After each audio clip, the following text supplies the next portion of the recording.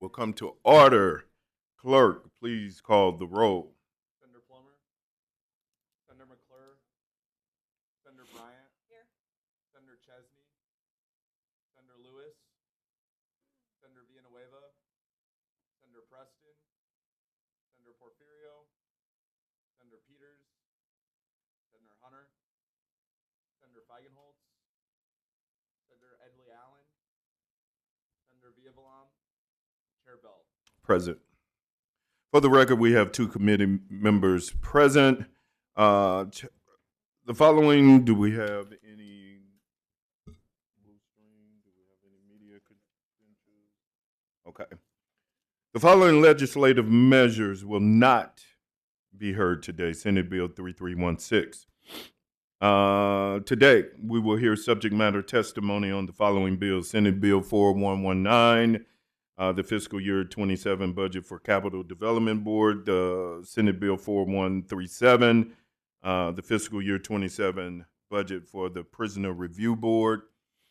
Senate Bill 3627, Senate Bill 3306, Senate Bill 2755 with City Committee Amendment 1, Senate Bill 4041, Senate Bill 2946, Senate Bill 3478, Senate Bill 3317, Senate Bill 2185, Senate Bill 3358, Senate Bill 1246, Senate Bill 3274, and Senate Bill 2807.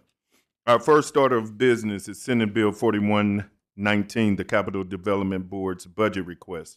With us today from the CDB is Chief of Staff Darnetta Lee, Director of Operations. We got Catherine Martin. We have the Chief Fiscal Officer, Joel Mintz, and Diversity Contracting Unit Administrator, Jesse Martinez. The floor is yours.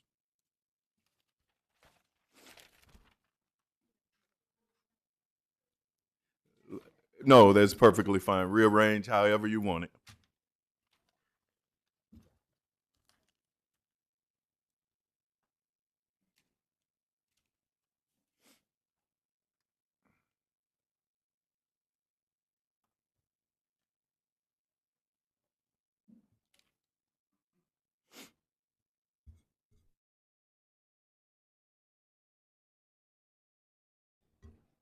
Hello?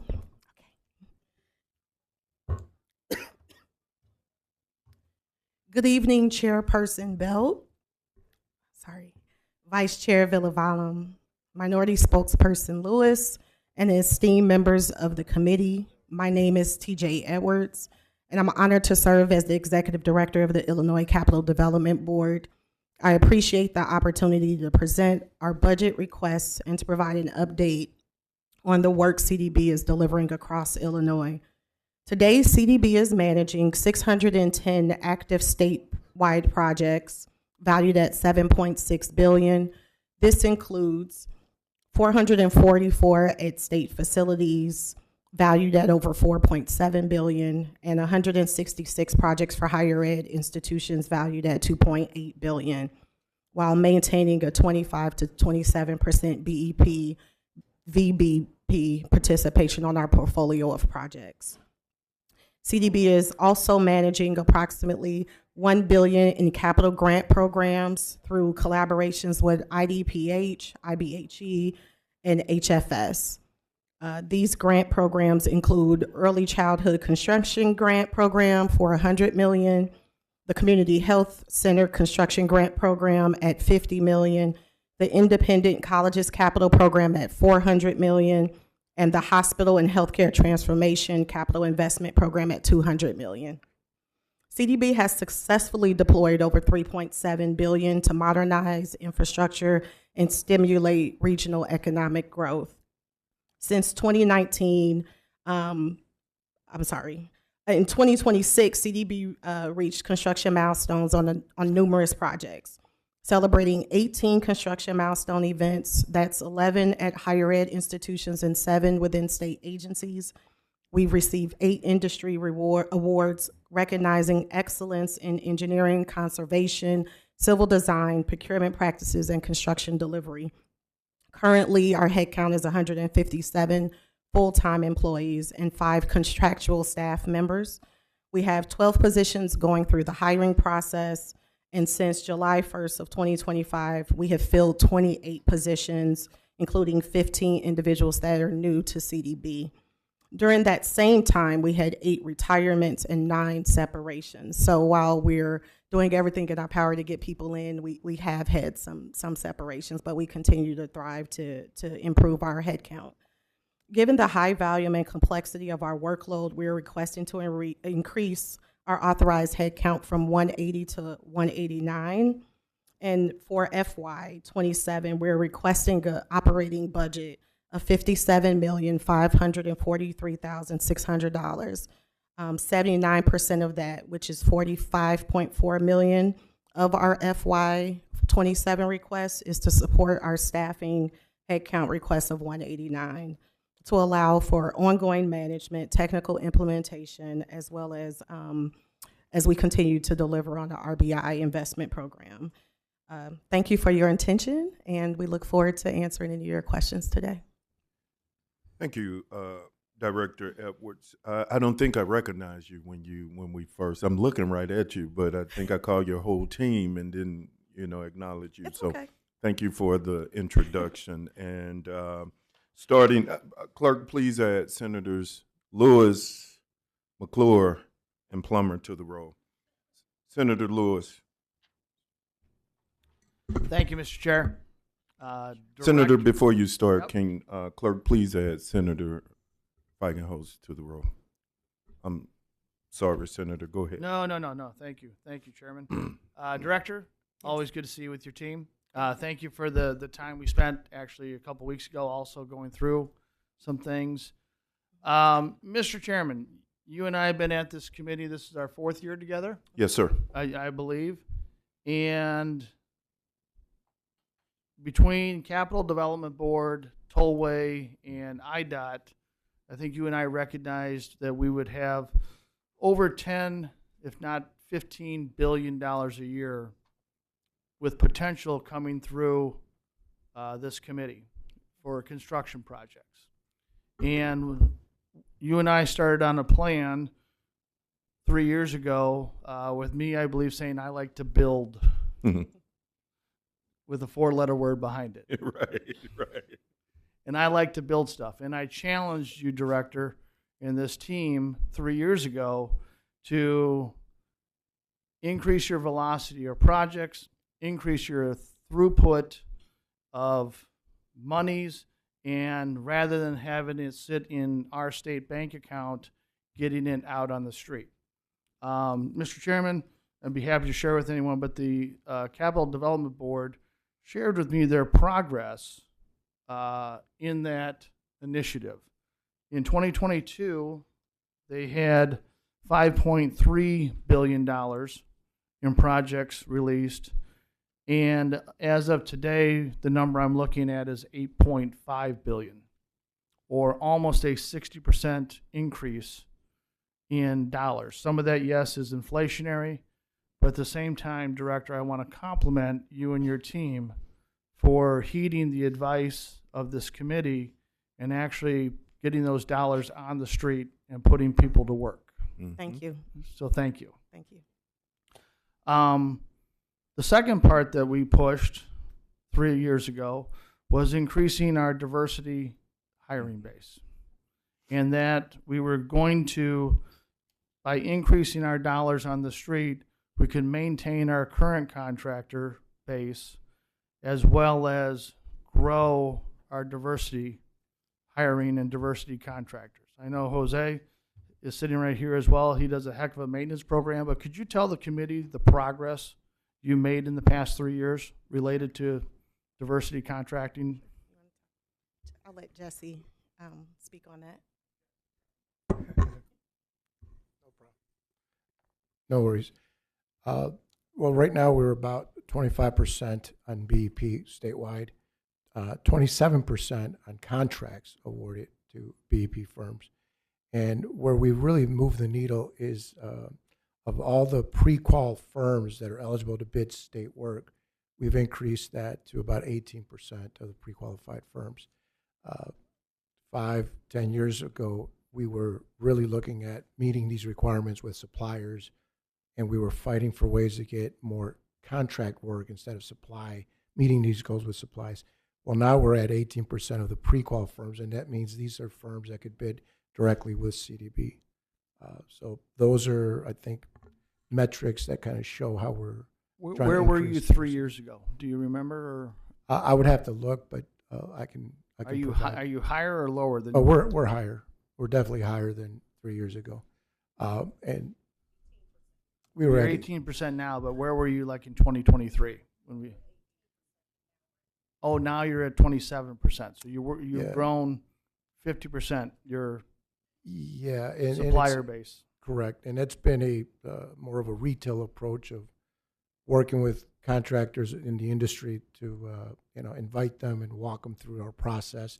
So it's a team effort throughout the state to make industry partners aware that the construction work is there, and I think the once you have the projects, it's easier to attract the talent, and then with Director Edwards' leadership, we've been able to remove some of those barriers that have been kind of the issue of why they would not bid our work. So it's kind of systematic and a very pragmatic and direct approach to how to get that done.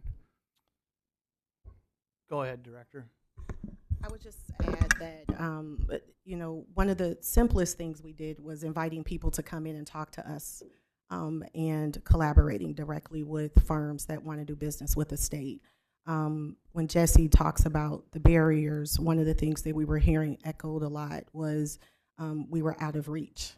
Like we were, a state agency kind of on a pedestal, and people felt like they couldn't really get access to us.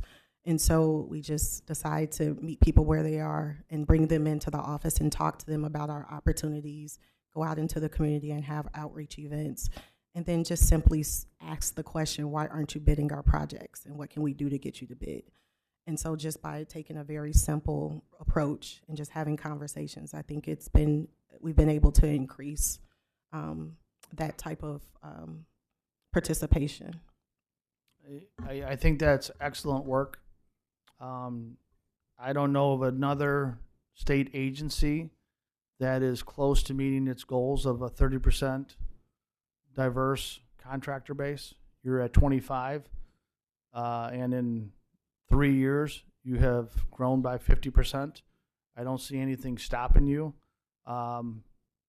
Jesse, we have 2 years ago worked on a project with the state treasurer's office.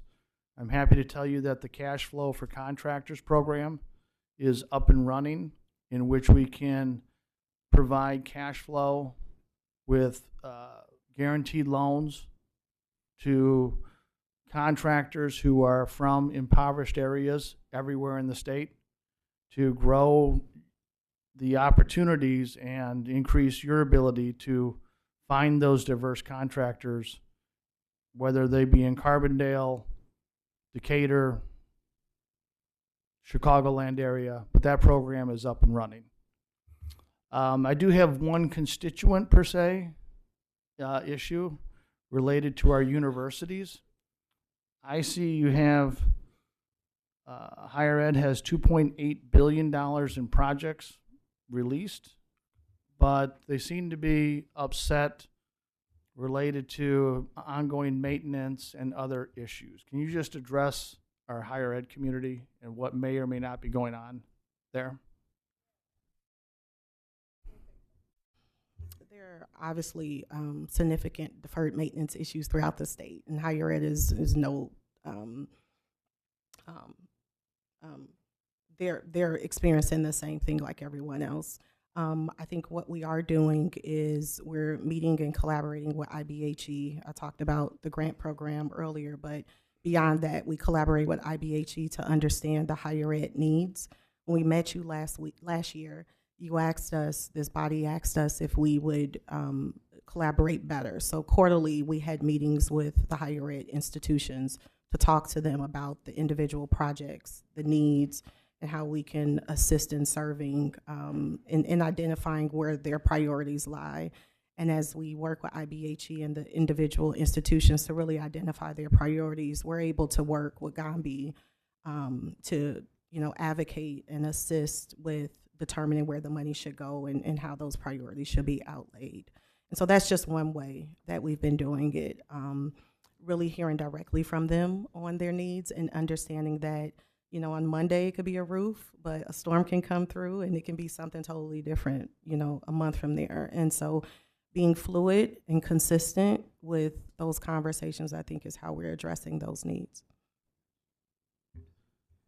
Thank you for that. Just as one suggestion, so far those results have produced a House bill led by Jay Hoffman, Leader Hoffman that is, to withdraw all of university projects, and they want to bring it in-house and not go through Capital Development Board. So I would, as you heeded advice, maybe work on that relationship a little bit better if you can to, prevent legislation from being filed.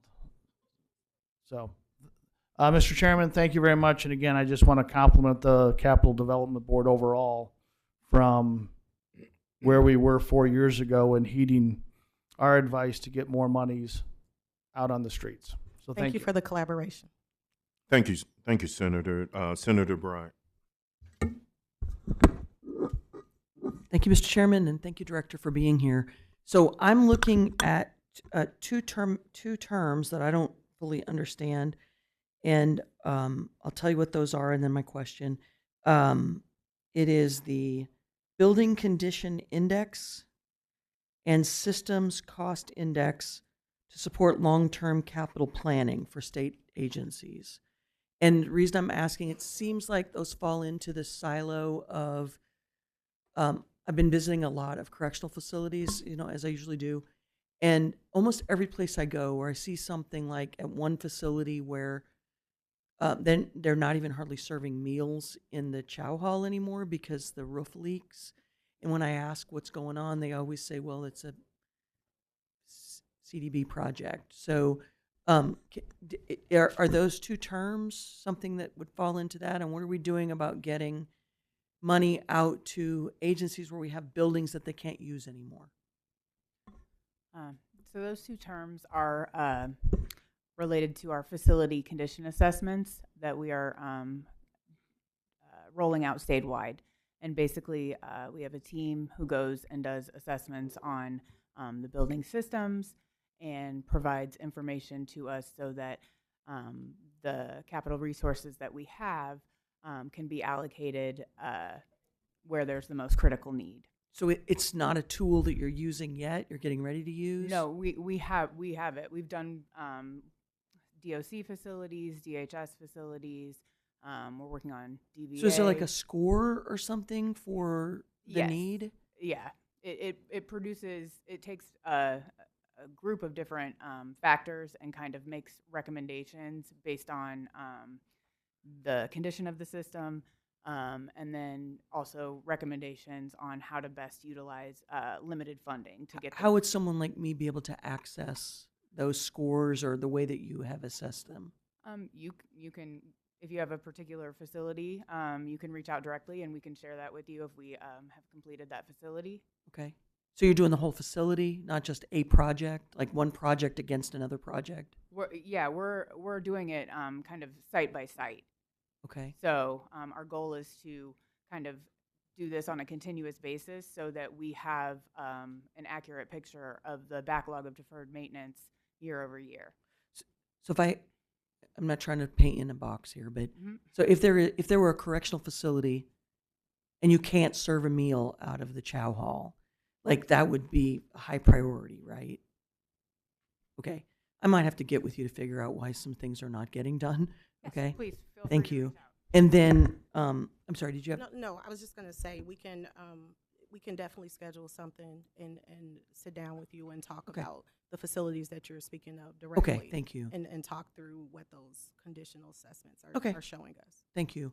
And then lastly, you are overseeing the construction, again, in the Department of Corrections for Logan and Stateville Correctional Centers. So I plan to ask this of the Department of Corrections later, but what we heard last year was some conversations that they were not going to build the facility at Logan, that it was going to be Logan at Stateville, and it wasn't going to be two separate facilities.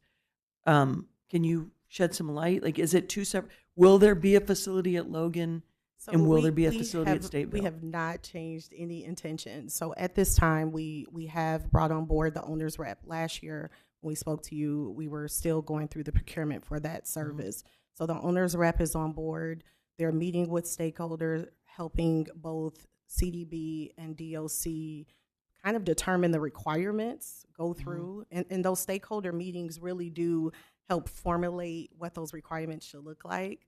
Because we have an ask, right? We have an ask of what we think we want. And then it's good to kind of drill down and really understand how that ask actually turns into Does scope. the ask include two separate facilities, That one has in not Lincoln changed. and one in Chicago land? The scope of the project has not changed. Okay. So we are working with them to identify that, do outreach events, and continue to formulate those requirements. And so once we do that, we'll communicate and reach out again to the stakeholders and the community to continue. You have a to time frame for that? I can follow up and let you know what the timeline Okay. is. If Thank that's you. Okay. Thank you for your answers. Do we have any other questions from committee members? Seeing none, I have two questions. First, I want to commend you when I look at your audit findings. You have no new findings, but we see that there's 8 repeat findings, all of which are Category 2. Could you talk to me about the things that maybe exist or those obstacles from that are in your way from prohibiting you from getting to where you need to get to relative to your negative findings? Okay. So we had a period of time where we didn't have an auditor, so we have a new auditor on board. So one of the first tasks that she had was to kind of do some assessing and observation of kind of what was going on systematically within the agency that was creating these repeat findings. Things that I can tell you that we've implemented already when we talk about the evaluations. So now supervisors are receiving monthly notifications when the evaluations are becoming due. They're getting constant follow-up from HR, letting them know the evaluations are coming due. The chief of staff is now copied on those notifications, and when a supervisor is not being responsive, they're raised to my attention. And once it raises to my attention, it turns into something else. Other things, I mean, if and with supervisors being held accountable through discipline, we take it serious that employees should be evaluated and put on notice where improvements need to be had. And so in order to do that, we have to evaluate them properly. So that's something we've done already with evaluations, and that our current auditor is keeping a pulse on. The voucher process. We had people who were submitting their vouchers over the 60 days, 120 days, 180 days. We looked at what some of our sister agencies have been doing, and we reserved the right after 60 days to apply it to their check, their personnel, their payroll. And so by doing so, you're now being taxed. So it's an impact on you annually as opposed to just these one-off events. We've seen a significant decrease in that. I don't think we've had an employee have a voucher delayed in the last quarter. And so we've been implementing processes right away to try to, improve some of these things. But the biggest thing is just creating better internal controls and making sure that we have people and leaders assigned to be responsible and create some real accountability around some of these items versus the only time we're dealing with them is when the audit period comes up. Great, thank you for that. Clerk, please add Senators Hunter and Porfirio to the roll. My last question then would be, where are you at now relative to your staffing, your human resource? Yeah, our actual human resource No, team? just or people, oh, your yes, population. We're at 157 total full-time employees now. As I was stating in my opening statement, we hired 28 people. To but get you to 150. we've brought in 28 people, but we've also had separations. So when I came into this position, I came to the agency in 2020, we had 124 people. So the agency has been, down this path of trying to, really retain, hire, but we also have, I think, a 23%, 23 to 27% of our eligible employees that can retire too. Yeah. So we're trying to deal with the attrition, deal with the fact that we're going to have that knowledge transfer, hire new employees, which we've been constantly doing, identifying areas in our business lines where we really need to beef up staff to support our program. And the two areas where we see that being significant is on the project management side and as well as on our contract side. But to be cruising at a elevation that you feel will yield optimal results, that's 180 to 189? Yes. Wow. Yeah. Okay. And if I'm being frank, that's probably not enough for the level of work we're doing. Okay. We have some project managers that are carrying an excess of 15 to 20 projects, some on the higher end. And so we want to get away from this idea where we don't want to put our employees in a situation where they're doing triage on projects. We want them to be aware and active and involved. And the best way to do that is for us to staff properly. Okay. Director, CDB team, thank you for your testimony. And I want to expand the base and share what Senator Lewis said. Thank you for the work that you're doing. You're one of the few that has come in front of us, and it seems like you're listening, and we're seeing the results. So again, thank you all. Jesse, I'll be in contact with you very soon. Thank you. Thank you. Appreciate you all. Thank you. Our next order of business is Senate Bill 4137, the Prisoner Review Board's budget request. With us today from the Prisoner Review Board is Executive Director Jim Montgomery, Chief of Staff Melissa Brandenburg, Chief Legal Counsel Patricia Jimba, and Chief Fiscal Officer Elise Lambert. Director Montgomery, the floor is all yours.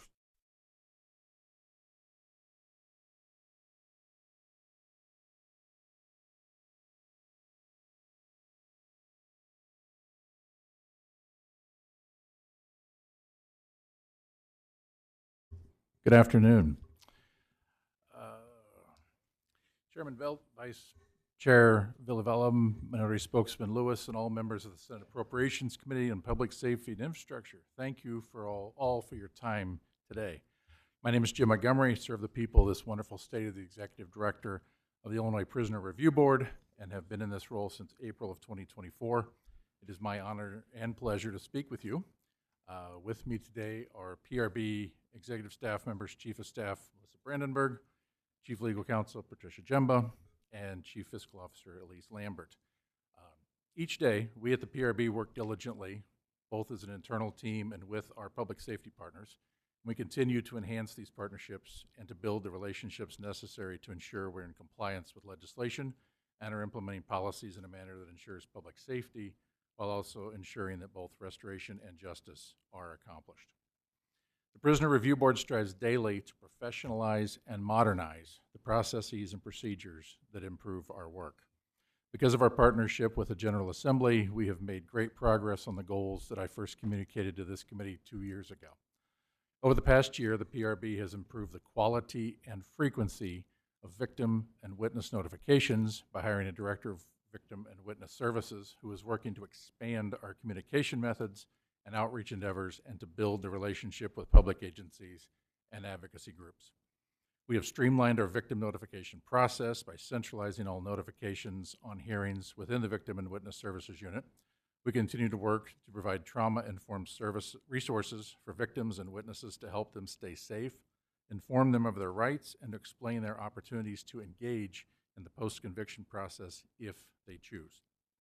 With the continued support of the General Assembly, we are filling out our senior team to best serve the people of Illinois. 2 years ago, I joined this committee as the first ever executive director of the PRB. I told you that we were in the process of hiring our own CFO, business manager, human resources specialist, and we were also in the process of hiring a chief legal counsel, deputy chief legal counsel, and a newly created FOIA officer position. We have filled all but one of those positions, and we're posting a position for business manager within the next few weeks. We appreciate the fiscal administrative staff at IDOC for their historic and continued fiscal support, but I am happy to report that with the addition of this new staff, we are well on our way to be fiscally operating as a standalone agency. As always, the Prisoner Review Board remains steadfast in its dedication to its statutory authority, and we will continue to seek further refine and improve the release supervision system in Illinois. Thank you again for your time and consideration. We are now happy to answer any questions you may have regarding the fiscal year 2027 budget proposal. Thank you, Director Montgomery, for your introduction. Clerk, please add Senator Edley Allen to the roll. Senator Lewis. Thank you, Mr. Chairman, Director. Always good to see you. I remember when you first came in. Yes. That would have been 2 years ago, Yes. as you mentioned, and you have made improvements. I'm glad to see you're asking for more money. I think I put pressure on that every year with the importance of your work that you do. I see an increase in headcount, which I think makes the decision-making for your team a lot easier. So I want to continue to encourage you to grow and improve the work that you do. So thank you. Thank you. I do have concerns, though, about, and this is not your issue, but it's maybe your responsibility. You have 6 vacancies on your board. Your board is 15. We're showing that you only have 9 members. That's I believe, an undue burden on those 9 members because you're almost down, 40%. Can you address, and that's a governor issue, but can you address that, and is that going to be rectified? Yes, and you are correct. The governor does appoint the individuals to the board, and they are confirmed by the Senate. We are hopeful to have candidates appointed and confirmed this spring. If that process works forward, these vacancies do increase the workload of the current board members, but we're very optimistic. We're working very closely with the governor and lieutenant governor's office, identifying good candidates that meet the statutory experience requirements, as well as folks who have good judgment and good professional experience in that regard as well. Thank you. Yes, it's important we get the right people and do not expedite the process. Yeah. But at the same time, I hope next year at this time we're talking and you have a full board. You and I both. Thing. And that's all I have, Mr. Chairman. I know my colleagues also have some specific questions they'd like to ask. Thank you, Senator. We have Senator Bryant and then Senator McClure in that order. Thank you, Director, for being here as well. I'm glad that Senator Lewis asked about the vacancies, because some of the problems that we've seen in the past are because we didn't have enough people working there. So while I'm glad to see the support staff that you're getting, because that's important as well, but filling those 6 vacancies puts extra minds on whether or not we should be releasing anyone. So I hope the governor's office is listening in right now. My questions have to do more with some audit findings. And so you had actually, let's talk first about the some increased requests. So it looks like you asked for additional money for case management system. So in that, what's the status of the case management system, and how does PRB, how does it make PRB more accountable and prevent future tragedies? Thank you. Yes, the case management system, has been an ongoing process. We have been working closely with DoIT. Excuse me, Director, is your green light on? Yes. Okay. I just wasn't. There you go. Sorry. There you go. Sorry.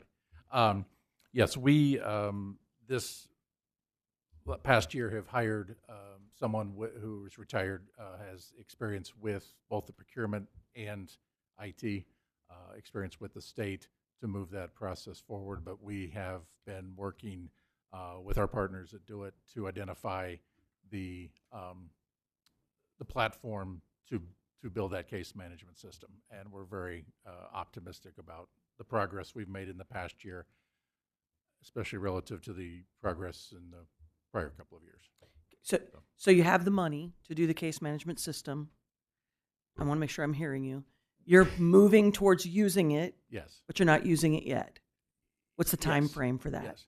I am hopeful in the fiscal year 27 to make significant progress. I hate to say we will be completed by that time because I think we've all worked with IT projects, but I am very hopeful that we, if we are not completed, will be significantly toward that goal in fiscal year 27. Okay. Let's talk a little bit about some audit findings. One is that the board failed to release a report annually published. It's supposed to be on your website. It reports information about the usage of electronic monitoring and GPS monitoring, and that's as a condition of parole and mandatory supervised release during the calendar year. So can you speak to that?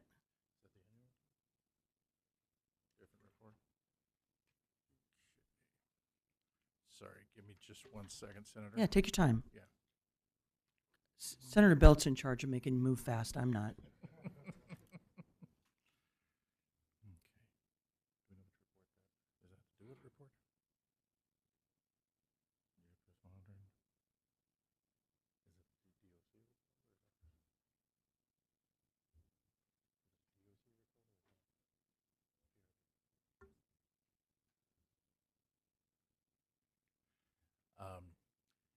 In terms of, I know in terms of our annual reports, I do know that we are behind, and they are a priority for us to catch up on those and to complete those in a very timely manner. We've finally built up the capacity of the team to do so. In terms of a specific GPS, Let me read it to you. Maybe that'll help. please, yeah. Okay, Sorry. so auditors noted the board implemented evidence-based programming, including risk assessment training, evaluation provisions of the Act. However, the board did not annually submit to the Sentencing Policy Advisory Council a comprehensive report on the success of implementing evidence-based practices during fiscal years 21 and 22, which would be before you. Right. The board also failed to release a report annually published on their website that reports the information about the usage of electronic monitoring and GPS monitoring as a condition of parole and mandatory supervised release during the prior calendar year. So I guess I just want to make sure that we're seeing some transparency Yes. in regard to the GPS monitoring. In my earlier life, I initially began at Work Release, which did the release on electronic monitoring. So Right. I know how important it is to make Yes. sure that everyone is where they're supposed to be, and when they're not there, we know that quickly. Yeah. And if it doesn't happen, I think it's important to have those reports on websites and be transparent so the general public can know how efficient we're being as state agencies. If you don't have it, No. you can get back to me on it. This is, okay, so we will get those numbers from IDOC and get those Okay. reported. I do see that is an audit finding, but I believe that's something we're going to have to coordinate with DOC, but we will do so and get that posted. Yeah, so if you could get back to me before DOC's Yeah. hearing Yep. on April 8th, I would really appreciate that. I'd like to know who to be mad at. Okay. And then another is the board failed to comply with the provisions of the Unified Code of Corrections, specifically during testing of applications considered for compassionate release. Auditors noted the following: 3 of 39, or 8% of individuals in custody's applications did not have an inmate's diagnosis. 2 of 39 or 5% individuals in custody hearings were conducted 1 to 16 days late, and then 2 of 39 or 5% of individuals in custody applications did not have medical release application forms. So if we're going to move forward on compassionate releases, I would like to know what you're doing to. Now those are small numbers for the most part. One might be too many, but there's relatively from where you've come from where you were, they're not that bad. But tell me what you're doing to make sure that all of that is followed. No, I know at that time we accepted that recommendation, and we've been working to obtain the necessary information for those applications, and holding those requested. Would that also come from the hearings. Department of Corrections? Is that from They're asking for the compassionate release, right? So if you don't have those forms, it's supposed to come from them. We'd coordinate that with DOC. Yeah. Do you do the releases without them? Without all of the appropriate forms? No, we did not. So you would deny the release if you didn't have all the appropriate forms? Hi, Melissa Brandenburg. Thank you, We- Melissa. When we receive the records from the Department of Corrections and they deem that somebody is eligible to be heard, they are then docketed. So they are not docketed to be heard at PRB without all of the appropriate All the documentation. appropriate documents. Okay, I'll be asking DOC then why they're not turning those documents over to you as well. Thank you. That's all I have. Thank you.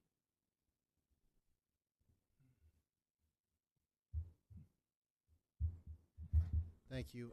Thank you for your testimony today, and I really appreciate to hear all the positive steps that have been taken at PRB over the last year. Very, very good. I do want to touch on something that Senator Bryant brought up regarding DOC. So it's my understanding that DOC, which has the duty to send the PRB notifications of inmates being released, has not been doing that. And in fact, in some cases, they delay a year.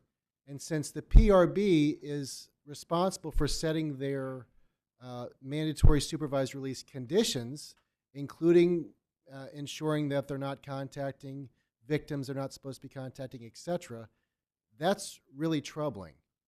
And it was just touched upon about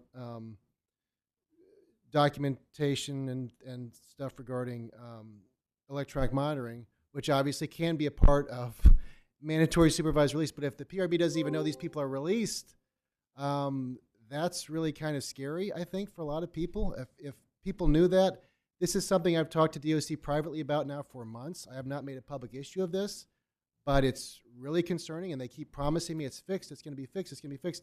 It hasn't been fixed yet, as far as I know. Can you please address that, and what's the PRB going to do to try to make sure they're complying with their statutory obligation to inform all of you that people are being released? Thank you, Senator. Can you talk into the microphone, please? I'm sorry. Thank you, Senator. In terms of the fact that we have been working with DOC for the last 2 years to try to better coordinate the information that is going back and forth. Our senior teams meet on a regular basis. Our victims teams meet monthly. The director and I talk monthly, if not more often. I hear what you're saying. I think those, and I don't have numbers here to back that up, but I feel that coordination has resulted in better information, much better information being sent by DOC, received by PRB, and more informed decisions are being made. Again, I can't quantify that with numbers, but I can tell you that from the feeling I get from my staff, there is much more information coming forward than there has historically been. Yeah, but I mean, this is their obligation to tell you for every single person that's being released. They are supposed to tell you guys. So if conditions for MSR are supposed to be set, you guys have to set them.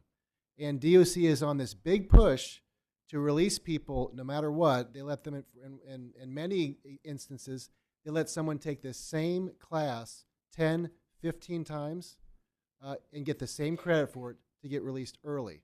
So it's not about educating inmates, for example. It's just about releasing inmates, and this is our excuse to release them. I mean, when I went to high school, I couldn't take the same class 15 times and graduate early for that.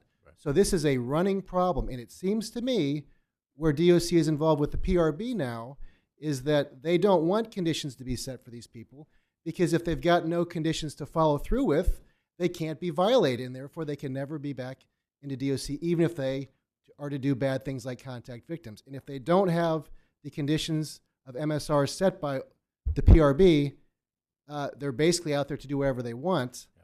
Obviously, unless they commit a new felony, they'll be arrested. Right.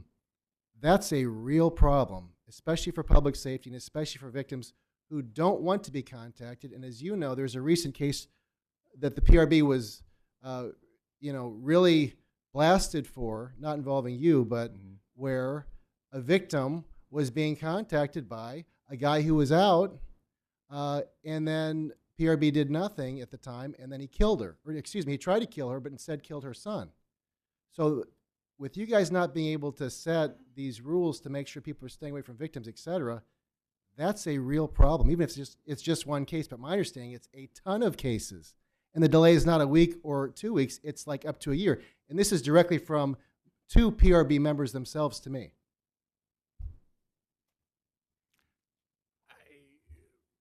I, again, don't know the exact specifics of what you're being told. I do not feel that number is exorbitant. And I don't know the numbers to be able to say how many it is. I don't believe it is the problem that it sounds like you're being told that. By PRB members who are dealing with these, they wouldn't know, I guess? Again, I don't know the details of that conversation, but... Conversations, it's multiple members. Okay. And again, I'm happy to have that conversation and do what we can to pull some numbers together there, but that isn't consistent with what I'm told. So. Okay, well, it's consistent from what I've seen, and I've got cases in particular that I'm aware of. Okay. And it's a real problem. And, you're the leader here. Yep. You got to tackle this issue because it's an issue of public safety. Thank you. Thank you. Any other questions for the committee?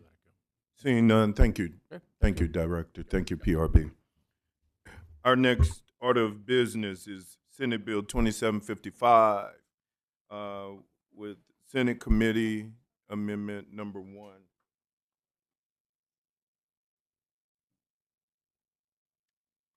Senator Murphy, the floor is yours. Well, thank you, ladies and gentlemen. First, I have to say, I've never testified in this room before. This is quite an experience, so thank you all. But Senate Bill 2755, I think, is an easy bill. I'd like to just move it, hold it on second, because recent meeting with the tollway, what this does is it's a constituent concern that said, if the tollway is going to increase the fares, we should at least know what they are. And often people... Right, we're on 2755. Yeah, it's purely subject matter, but this is subject matter. Yeah, we're not. Okay. We're not voting on. All right. Yeah. So the tollway's last comment said, based on your concerns, our team did identify a few locations where additional signage shall be posted, and those are scheduled to be installed when new signs are produced. So, I think we would hold that anyway. Do you need any more information on the bill? Any questions? Sorry to belabor. Thank you, Mr. Chairman. Real quick, Senator, we passed the NETA bill, and in there is inflationary indexed for tolls, I believe. Would you be proposing to change the signs every 2 years, or when that inflationary index occurs, or have you thought through that? Yep, so the tollway has the opportunity to post on their scroll that they have across Welcome to Illinois Tollway, and so they could just simply put it there as well. They don't have to produce new signs every time they produce, but they could scroll across. Any other questions for Leader Murphy on Senate Bill 2755?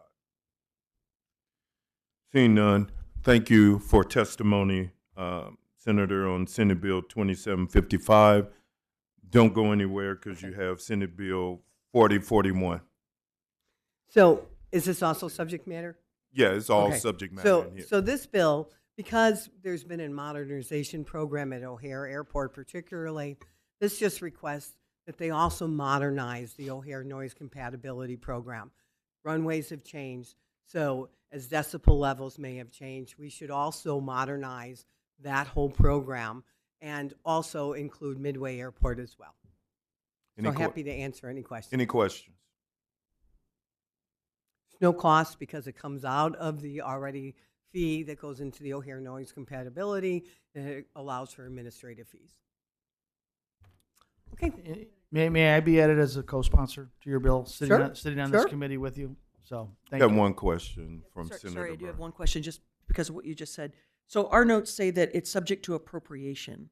The appropriation comes out of the fee that's already collected is the airlines. There's a $3 fee for anyone that passes through O'Hare, and that's Okay. where any costs would come out of. Okay, thank you. Yep. Thank you. Thank you. Our next order of business is Senator Feigenholz, Senate Bill 3627 with she's right here. With City Committee Amendment Number 1. Senator, floor is yours.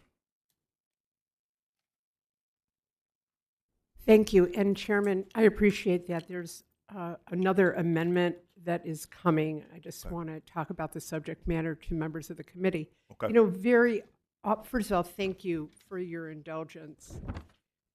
Very often, legislation that many of us come to the table with has to do with a personal experience of one of our constituents. I was with a lot of people from the 47th Ward. Actually, the governor had just left this event. There were hundreds of neighbors at a meeting on June 12th, 2022. And at 5:15 p.m. on the 2000 block of West Irving Park, a 75-year-old friend who was crossing the street, Peter Paquette, was hit by a vehicle and thrown across the intersection and subsequently died. And I bring this up because, as you can imagine, elected officials that were in the area were all very, very upset to have witnessed this. We were all right there when this occurred and started to band together to try and figure out why Irving Park Road was so dangerous to pedestrians.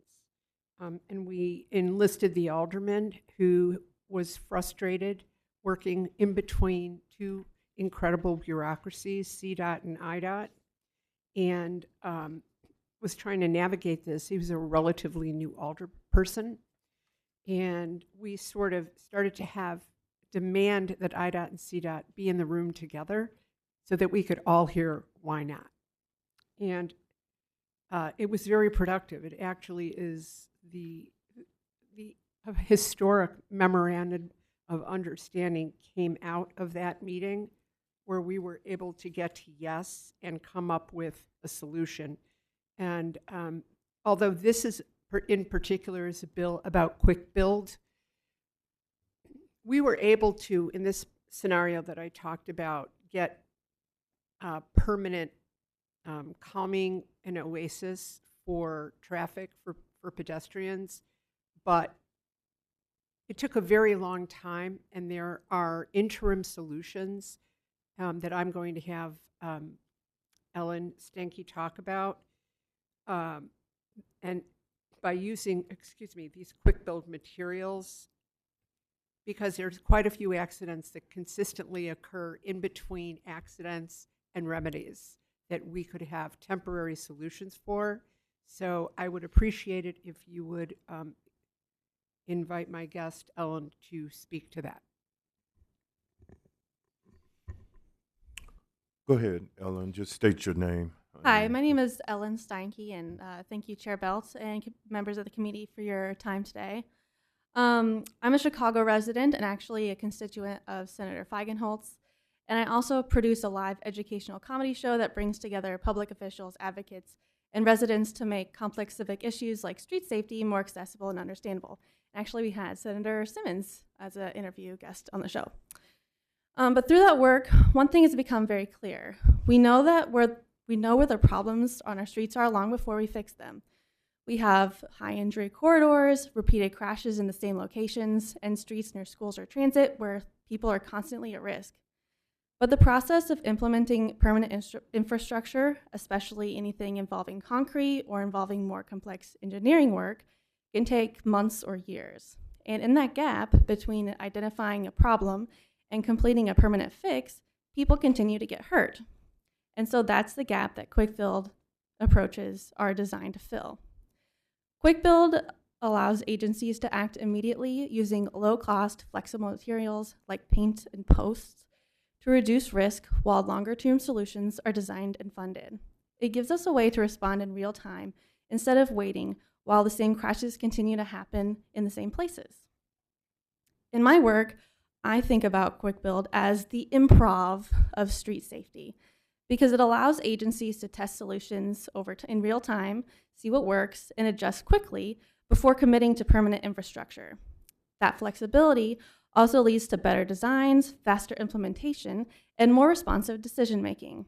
It also makes it easier to build public support because when the changes are adaptable, communities are more open to trying them, and then once people see the improvements in safety, those changes become easier to sustain and expand. These are also locations where more permanent infrastructure should ultimately be prioritized, but we can't afford to wait months or years before improving safety. So this is not about replacing permanent infrastructure. Instead, it's about making sure we act when we already know where the risks are. And importantly, federal estimates put the cost of a single fatal crash at $16 million. So preventing even one serious incident during that waiting period can far outweigh the cost of those interventions. But beyond the numbers, this is about just something simpler, the ability to act when we know there's a problem. We already have the data and we already have the tools. Quick Build gives us a way to use both more efficiently. Thank you for your time and consideration. Thank you for your testimony. Do we have any questions?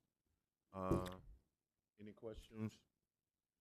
For the record, Senator Belt, Leader Belt, I'd like to just say that the amendment is going to correspond with some of the federal requirements, meaning that the product, the quick build product, would be compliant with MUTCD, which is sort of, I believe, a standard. And we're trying to work with the department. And I just be mindful, this is permissive. This is not a mandate of any kind. It's a request for IDOT to consider this product as a temporary solution prior to a permanent one because of the length of time it takes for concrete to pour or for IDOT or CDOT to get around, or any municipality to get around to remediation. But we definitely want to be compliant with the federal government's requirements on quick build. Thank you. Senator, really quickly, would that be a statewide, your legislation be statewide or just to address the area where the accident No, occurred? it would be statewide. Okay, just one. Senator Lewis. Thank you, Mr. Chair. Thank you, Senator. Nice to see you. We are hearing objections from IDOT and the road builders. And just for subject matter purpose, are you working with them or is that false information? No, I have been communicating with IDOT about this, and I believe that we're going to have a lot more discussion with their engineers. Their government affairs people aren't that deep in the weeds. So we are prepared to go into the weeds with the engineers because we really want to see this happen. There's great benefit. I have not spoken to the road builders. I'm not sure they have seen the federal compliance amendment. They could be looking at the current language, or if their opposition is just out of our way, we just want to pour concrete. I don't know. I haven't talked to them. If they're here and they want to get up and tell us why, I'm ready. I think that's an open invitation to them. So thank you very much, Senator. Thank you, Chairman. Thank you, Senator. That'll be it. Thank you very much. All right. Our next order of business is Senate Bill 2946. Senator Joyce, Floor is yours, Senator. And State Police, Illinois State Police, Joe Hutchinson. Clerk, please add Senator Chesney to the roll.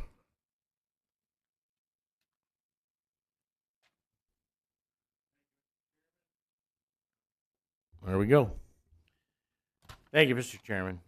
Senate Bill 2946 amends the Illinois State Police Radio Act. It requires that the Illinois Statewide Interoperability Executive Committee, SIEC, to establish no later than July 1st of 2027 standards to ensure that land mobile radio equipment interoperates throughout the state, and for the unification of the integrated public alert and warning system statewide, as well as planning and training standards to enhance public safety communications and operational readiness.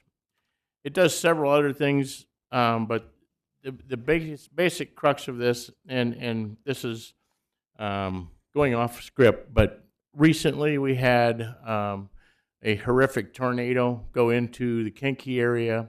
And we had agencies from all over. We had volunteers. We had a lot going on. Just the interoperability that I've heard from various agencies, and this maybe doesn't pertain to exactly what the ISP is trying to do here, but communication is a key when you're in those kind of situations. And I think what state police are trying to do here warrants the committee's favorable approval of something like this. And I'm going to turn it over to Joe Hutchinson from ISP if there's any questions. Do we have any questions from the committee? Senator Bryant. Thank you.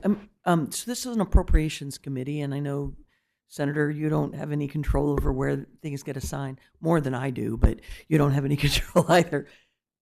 Is there any money involved in any of this? Is there an increase of expenditures at all?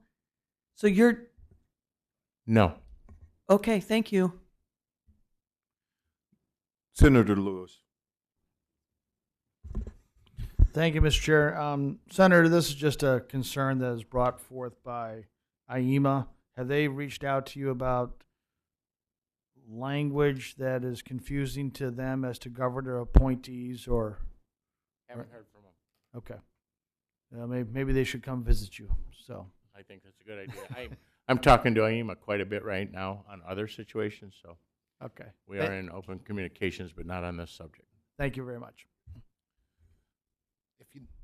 Lieutenant Joe Hutchinson, State Police. I will say part of this, when we drafted this initially, it was with IEMA's legislative liaisons, and they are also included in this SIEC group. So, Quick question to Senator Joyce. So, are they opposed, or do you know, IEMA? Have not heard from A-1. You have not heard? No. Okay. Yeah, they're just showing is the governor appointing representatives of all the departments. It's something related to clarity in governor appointments. Glad to have a discussion with them. Any other questions? Seeing none, Senator, add me on to your bill as a chief co. Okay. That's it. Our next order of business then would be Senate Bill 3478, Senator Simmons. Senator Simmons, come on up. The floor is yours.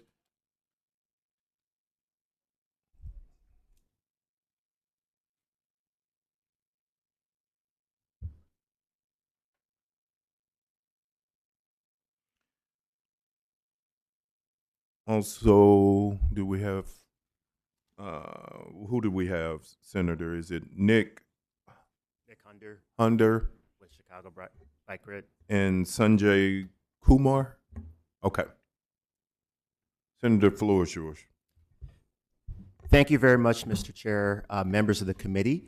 Senate Bill 3478, Senate Amendment 1, directs the Chicago Metropolitan Agency for Planning to develop and submit a plan to the General Assembly for a citywide Chicago bicycle grid network made up of designated streets that could prioritize cyclists and pedestrian safety through safe street improvements, including protected bike lanes, raised crosswalks, and any infrastructure CMAP identifies.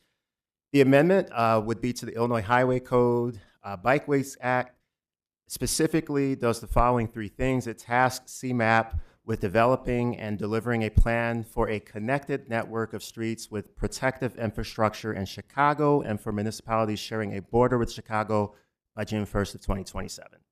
Secondly, the network shall prioritize connections between neighborhoods, pedestrian streets, retail coordinators, attractions, and city institutions, and trails. Finally, the bill does not mandate construction of a Chicago bike grid. It allows CMAP to develop a plan for CDOT, the General Assembly, and other stakeholders to consider. Just to give you a little bit of context, protected bike lanes in Chicago are fragmented with lanes starting and stopping abruptly between city wards. A CMAP plan would propose a fully connected system of bike lanes across the city, similar to bureaus in New York, Minneapolis, Cambridge, Massachusetts, and other places. I also am an avid cyclist and have really enjoyed using the newly constructed greenways throughout Chicago. My favorites actually run through my Senate district along Levitt Street, Winnemac, and there's protected bike lanes that have just been built on Pratt Boulevard, which is up in the 49th Ward, which is currently a bike desert for protected infrastructure. So a lot of incremental progress has already been made. This would allow us to make these improvements at scale. And I'm going to now turn it over to Nick to say a little bit more from a stakeholder perspective. Thank you. Thank you. Good afternoon, Senators. Senate Bill 3478 is a transformational plan to create a connected network of roads prioritized for pedestrians and bicyclists. This is not a new idea by any means. The city of Chicago has been calling for the implementation of a bicycle grid since 1999 and has issued multiple reports since then calling for such a thing. But our Department of Transportation has fallen short despite making significant strides in the past 5 years. The city's failure to make meaningful progress is not entirely owned by our DOT. They are stuck in a process where nearly every stakeholder gets a veto, to which they will not go against. That means every alderman can unilaterally reject safer infrastructure for any reason, sometimes even removing infrastructure immediately after it was installed. It is a completely inefficient way to build out a network and has led to a disconnected landscape of unsafe roads labeled as safe for bicyclists. We know how dangerous and inequitable a patchwork system is. Fragmentation means cyclists, pedestrians, and people on scooters or other micromobility devices are forced to navigate life-threatening gaps in protective road treatments that are not equitably distributed economically and racially across the city. It's time to make our streets safer for all Chicagoans, not just those in the most privileged and politically responsive neighborhoods. We should be designing our roads for all ages and abilities and to national standards, both of which are not currently being done. This is what this bill fixes. It ensures coordination citywide and in surrounding municipalities to create a predictable street design to take you from Portage Park to Austin or South Shore to Edgewater. It takes the politics out of safety by having a highly qualified third party, the Chicago Metropolitan Planning Agency, to use their expertise to put safety and connectivity first. This is accomplished by the bill's requirements for 10% of streets in Chicago and surrounding communities to be prioritized for active transportation modes. It also ensures 35% of new mileage will be in neighborhoods experiencing economic and mobility hardship in every year, not by the end. It lays out 20 types of infrastructure to make active transportation safer and allows CMAP to utilize even more that are not specifically called out in the bill.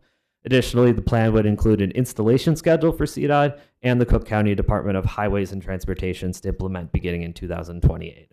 Plus, it tasks CMAP with identifying reliable public funding sources that CDOT and Cook County can use to support the installation of their network.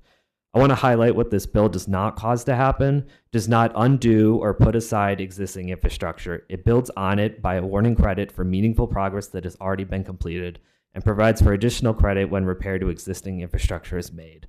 The best part of this bill lies in what all these priorities do together. CDOT won't need to install more bicycle lanes if this plan is implemented. Bikes take up far less space than a vehicle, meaning 10% of city roads will meet demand for decades to come. This frees up infrastructure dollars to focus on repair to the network and to focus on intersection safety, another primary cause of bicycle fatalities. I hope you see as much value in this plan as we do here at Bike Grid Now, and I encourage you to favorably report this to the House. Thank you, and I'm happy to answer any questions after the testimony continues. Sanjay? Hello, Senators. My name is Sanjay Kumar. I live in Uptown. I'm also a constituent of Senator Simmons. For me, this bill is about safety. It's about the ability for me and my neighbors, especially my neighbors with young children, to be able to live safely in our neighborhood, to be able to go about our lives, go to the grocery store, go to our doctor's appointments without having to worry that a stranger's momentary distractions will end our lives.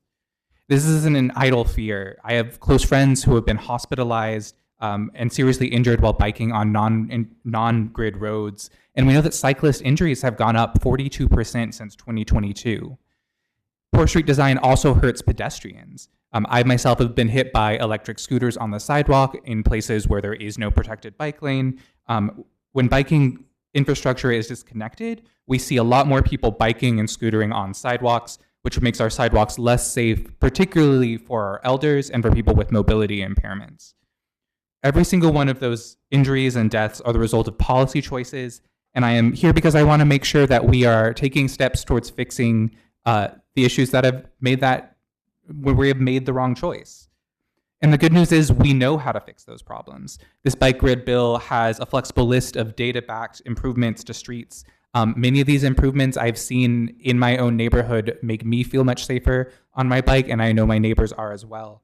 And so I'm asking you, report this favorably to the House, make it, pass that out of committee, and yeah, thank you for your time.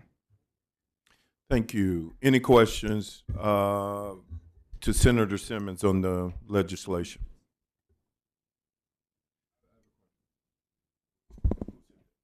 Okay, Senator Plummer.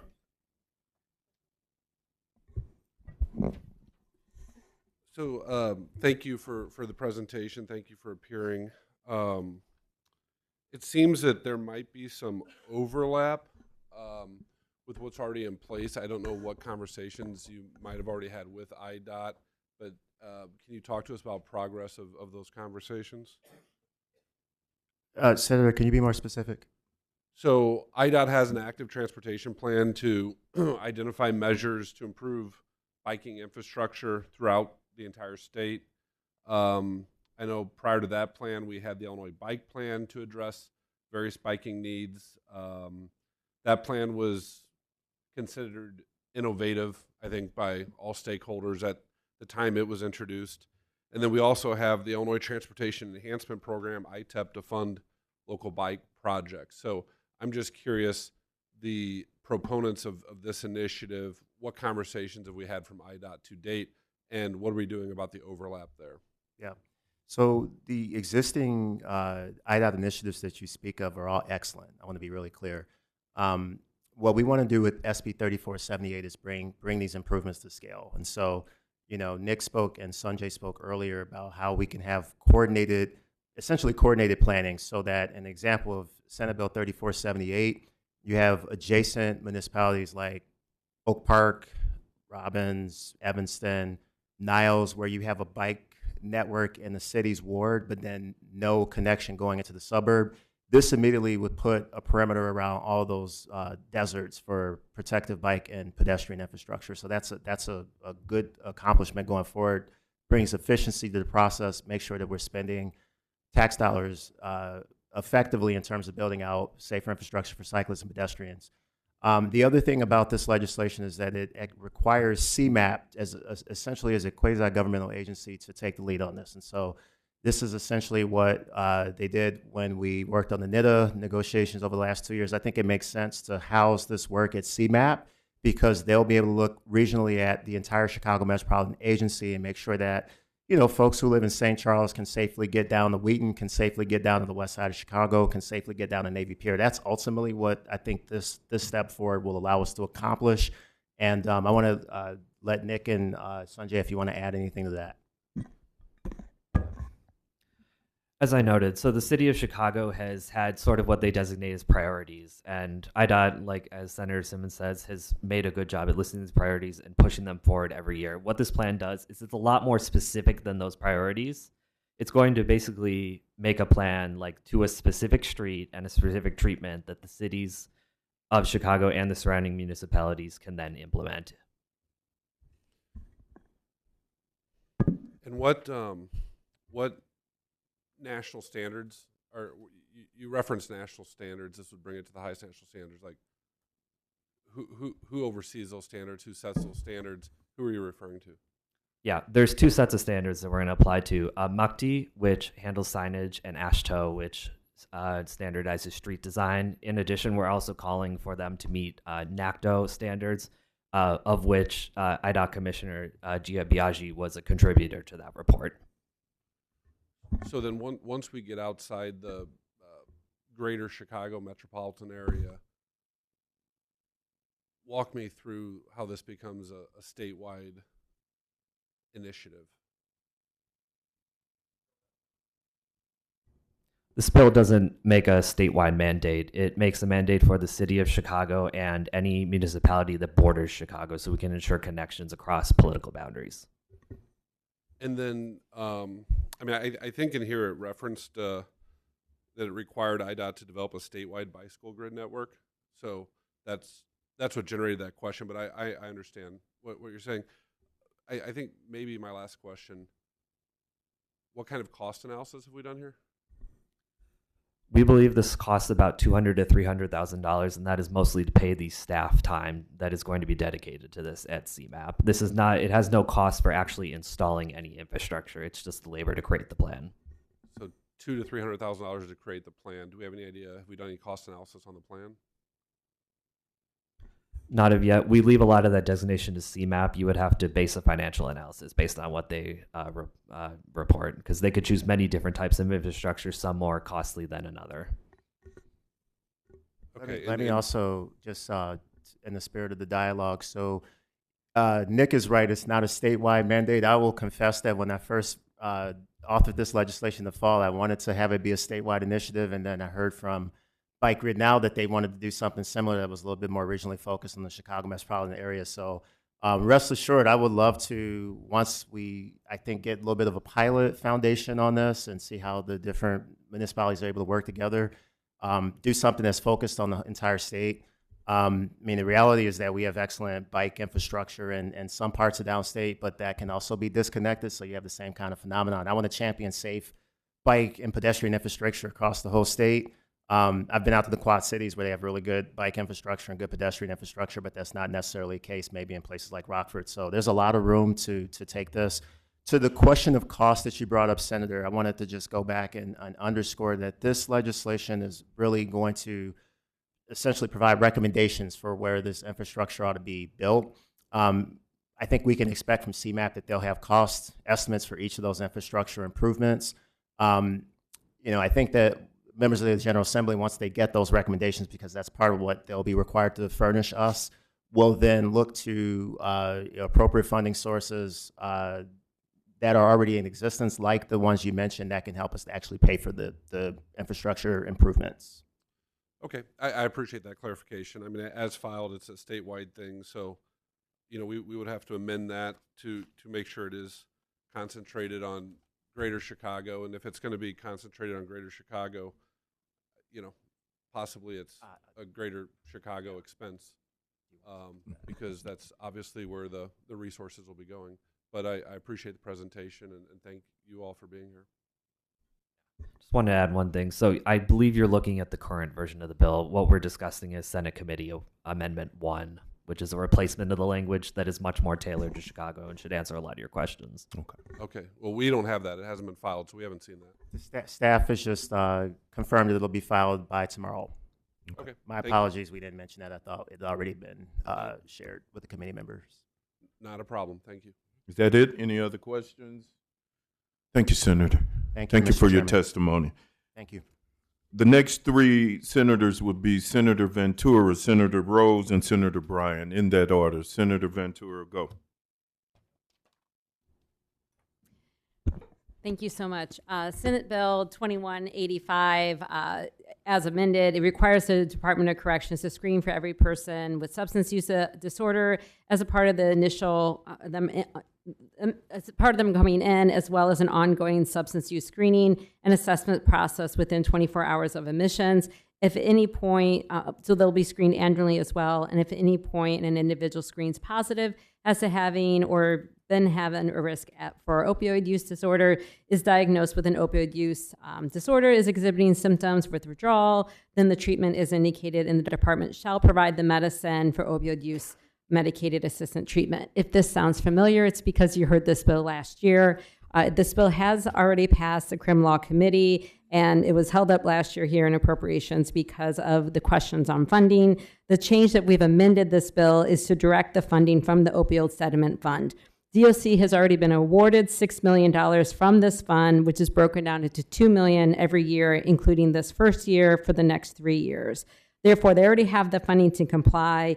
There are currently 350 individuals who are on MOUD in DOC today. DOC has devised a three-phase program on how do they want to roll this out. They're currently in phase 2, trying to work towards phase 3. Of the $2 million that they've received this year, they used it mostly to hire for staff in those facilities. They used it for long-acting injectables of people who were being discharged. They had 2 staff salaries, staff training, and 3 residential substance use treatments. While I am still waiting, after multiple FOIAs, to get the final cost of what they've spent, our belief is that they've only spent about $12,000 of those $2 million on the actual medication. And with that, I'll open up to questions. Senator Bryant. Thank you. So I think we started hashing this out a little bit in the other committee, but the question came up a little bit after. They can get this treatment forever, right? Okay, so there is some question about under the Illinois opioid allocation agreement, so under the funds that you're referring to, will what you're proposing be covered completely through that fund? Because I think there are multiple entities asking for funds or asking for dollars from those funds, right?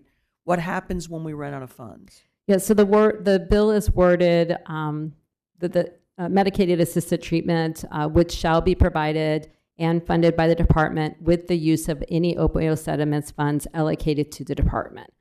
So if they don't have any funds, then they do not have to continue this. But what the hope of, obviously, is that if someone is in dire need of this, that they're allowed to do that. There is, they are currently in their own phase 1 kind of rulemaking of this, that if someone comes in on that medication, that they continue the medication. They did that even before they had the opioid settlement dollars. That's kind of to maintain the health of that individual. So I would imagine that that would continue, but this bill does allow for the physician to essentially make the final decision of whether that person should stay on medication or not. But why would they need to stay on the medication?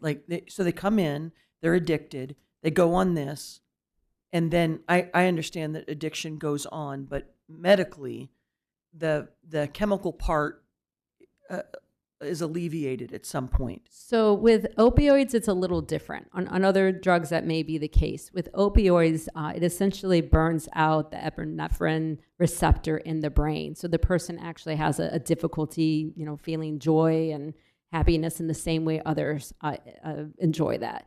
Part of what this medication does and why it has to be, possibly for their whole life, is it kind of fills that receptor so that the brain can function in a more normal pathway. So that's one of the reasons that this medicine, or the opioid drugs are so horrible, is that it completely changes the brain chemistry for that person for their entire life. And so medicine is trying to normalize that person's ability so they don't seek these big thrills in order to feel some amount of happiness. Okay, thank you. Do we have any other questions? Senator McClure. I just want to thank you, Senator Ventura. Obviously, we've got a real issue with inmates that are addicted to drugs. They don't get the proper treatment oftentimes in DOC. So while we don't always agree necessarily on the solutions, you're trying to find solutions and you're putting forward legislation to address it. So I just want to thank you for what you're doing. Thank you for that. Any other questions? Senator Plummer. Thank you. First off, Senator Ventura, I echo what Senator McClure just said. I have a piece of legislation I filed for several years that mandates testing for folks entering DOC, because obviously if we can resolve substance abuse issues they have, we can probably resolve a lot of issues. I think sometimes that receptor you're referencing, I'm not going to try to say the first word, but epinephrine. Yeah, there you go. The receptor that sometimes Springfield burns that out of me, Yeah. because you lose joy that other people experience, because this is a real issue. I hear that. So I appreciate what you're trying to do here, and I largely agree with it. I know that IDOC has some pilot programs in place. My complete lack of confidence in the director and the department right now is probably pretty well known. And I keep hearing about these pilot programs, but I'm not seeing progress. So my question is, since you have been an advocate for this issue, which I think is an important issue for a couple of years now, have you had any success communicating with IDOC and making progress with this issue, joining it with their pilot programs so that we can have some success for the folks that are incarcerated? Yeah, Senator, I first of all share your frustrations, as many members of this body know that. And I would love to be able to report that I've had success in that. But the fact of the matter is that's why I need this bill, is because I don't have the faith that they will roll out that pilot program to every facility that we have. This bill mandates that. And I would double down on the fact that the frustration of even getting how they've spent the dollars that they've gotten already. I've filed several FOIAs. We're now under appeals with the Attorney General just to get the numbers from our own agency. Last year, the same bill, they were neutral on the bill. The only thing we changed about this bill was directing the opioid settlement dollars, which they've already been awarded, and they are now opposing this bill. So I, too, am very frustrated with the agency, and the bottom line, to your point, is that the incarcerated individuals who have a substance use, who could receive this treatment, especially those who are going home, could have a lower recidivism rate, could be a productive member of society if given the appropriate treatment. The fact that we won these lawsuits against these pharmaceutical companies so that we could use the dollars specifically to help people with opioid addiction, it baffles me why the department isn't jumping at this and being a proponent of this bill. So I hear you, I hear your frustrations. I would love for you to be a chief co on this bill if you'd like, because I think this is needed. And truly the department should be doing this on their own, but unfortunately we have to run legislation to make them do it. I think if we could tweak possibly how long the treatment continues, which can kind of be, it's a little bit nebulous. If there was a way to lock that down, I think you would find a lot of people willing to sign on to something like this, because recidivism with IDOC is a significant problem. Accountability with IDOC is a significant problem. And people that are being incarcerated, you know, they deserve to be there, but they also largely deserve an opportunity to be helped with the issues that they're facing. And we all know substance abuse is probably number one or number two on that list. So, yeah, I'd be happy to have more conversation outside of this with you on it, but I second Senator McClure's comments. I appreciate your efforts here. I think we could make our communities safer. I think we could make our families safer, and I think we could help a lot of people that need help if the Department of Corrections would get serious about this issue. Yeah, so one thing that I want to point out about this bill, because there's a number of bills that have been filed that direct the department to do some type of medically assisted treatment. Many of the other bills mandate the long-acting injectables, which can get very pricey very quickly. Mine does not. And in addition, it allows that flexibility for the physician to determine if the person needs to be on it, stay on it, and what type of treatment, what type of medicine they could have. So it really gives a lot of agency to the agency to make those determinations. This is one reason last year they were neutral on the bill, is because it builds in that flexibility. So to your point, you know, if the agency really felt that maybe people were taking advantage of this and didn't need to stay on that medication, they could change that medication. But equally, it's not the high-priced long injectables. They're able to do an oral medication if need be. So that's one difference between my bill that makes it a little more flexible than several of the other legislation that's been filed. Okay, thank you. Let's talk outside of this. I appreciate it. Senator Bryant.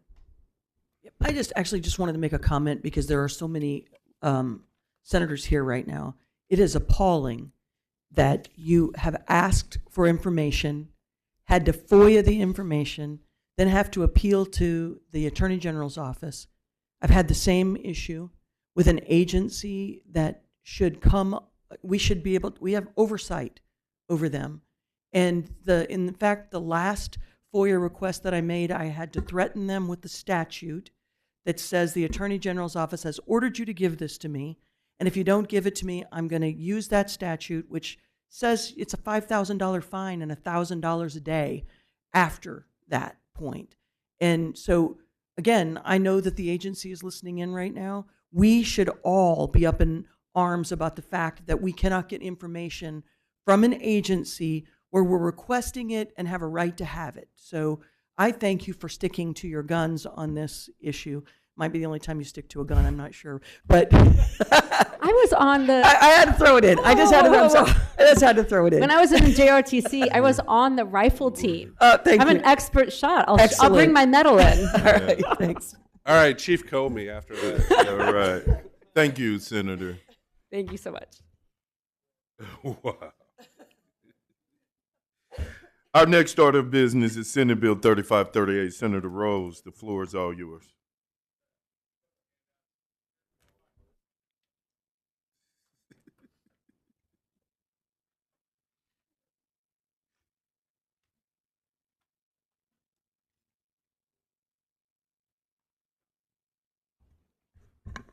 If you don't mind, I'm going to let the handouts, they're pretty critical to the presentation, so.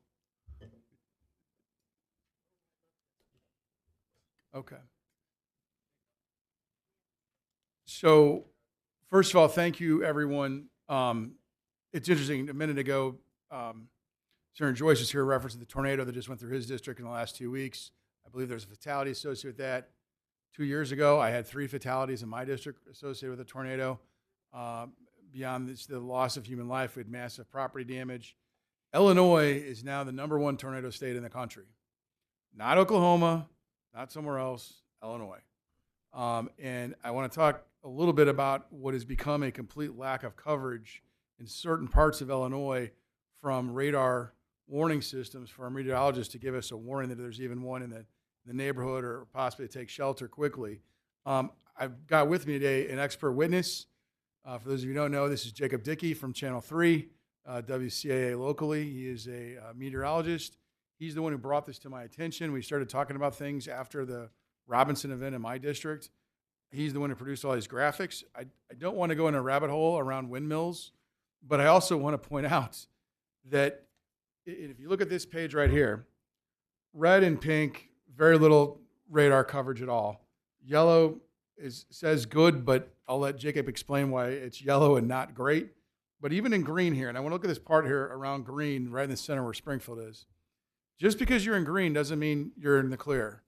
In fact, because of the windmills north of Maroa, which is by Decatur, they actually lost a live tornado on the ground. They got distorted because of the windmills turning in the tornado, but the radar out of Lincoln lost the tornado.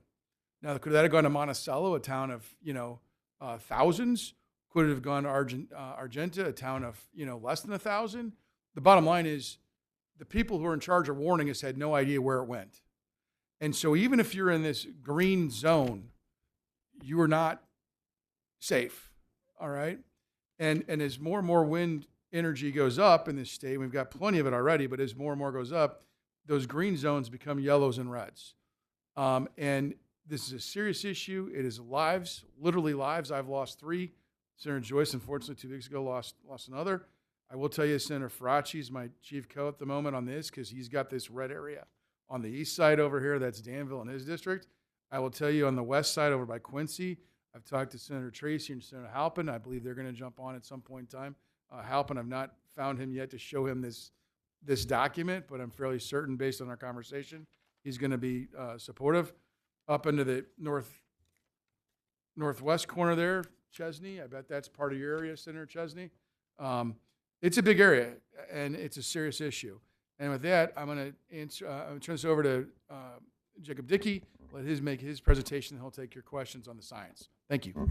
Yeah, thank you, everyone, for allowing me to come today and provide some information about this. Again, my name is Jacob Dickey, a television meteorologist at Channel 3, and eager to put this on your radar, literally, with things that we're seeing there today. So first off, looking at that first page, what you see, the radar network that's provided for coverage in Illinois is ran through the Department of Commerce at the federal level under the National Oceanic and Atmospheric Administration. Those are the locations of the National Weather Service offices, and they're the ones that have jurisdiction over that. But when we get down into the details here, you see those green areas as alluded to. That's ideal coverage zone. When we talk about radar, how it works is we have the radar beam shoot a beam of energy out to sample the atmosphere, and of course it's spinning around. It'll do that at the lowest level at 0.5 degrees. So the farther you get away from the radar, the slightly higher that the radar beam gets. And so the farther away, the higher we're sampling in storms based on elevation alone. At the same time, the curvature of the Earth also beneath that drops it there. So as you go away from that radar, you're seeing an exponential increase in the lowest level of the radar beam. And that's the area we care the most about. When we're below 5,000 feet, we're seeing rotation and able to infer that there's potential tornadic activity. We're also able to see that there's tornado debris sometimes that can be spotted there. The higher the radar beam is, the farther away we're getting from the areas that we want to see the closest for. Tornadoes happen at the surface. Radar will never be at the surface, but the closer we are to the surface with our radar beam, the better detection we can get.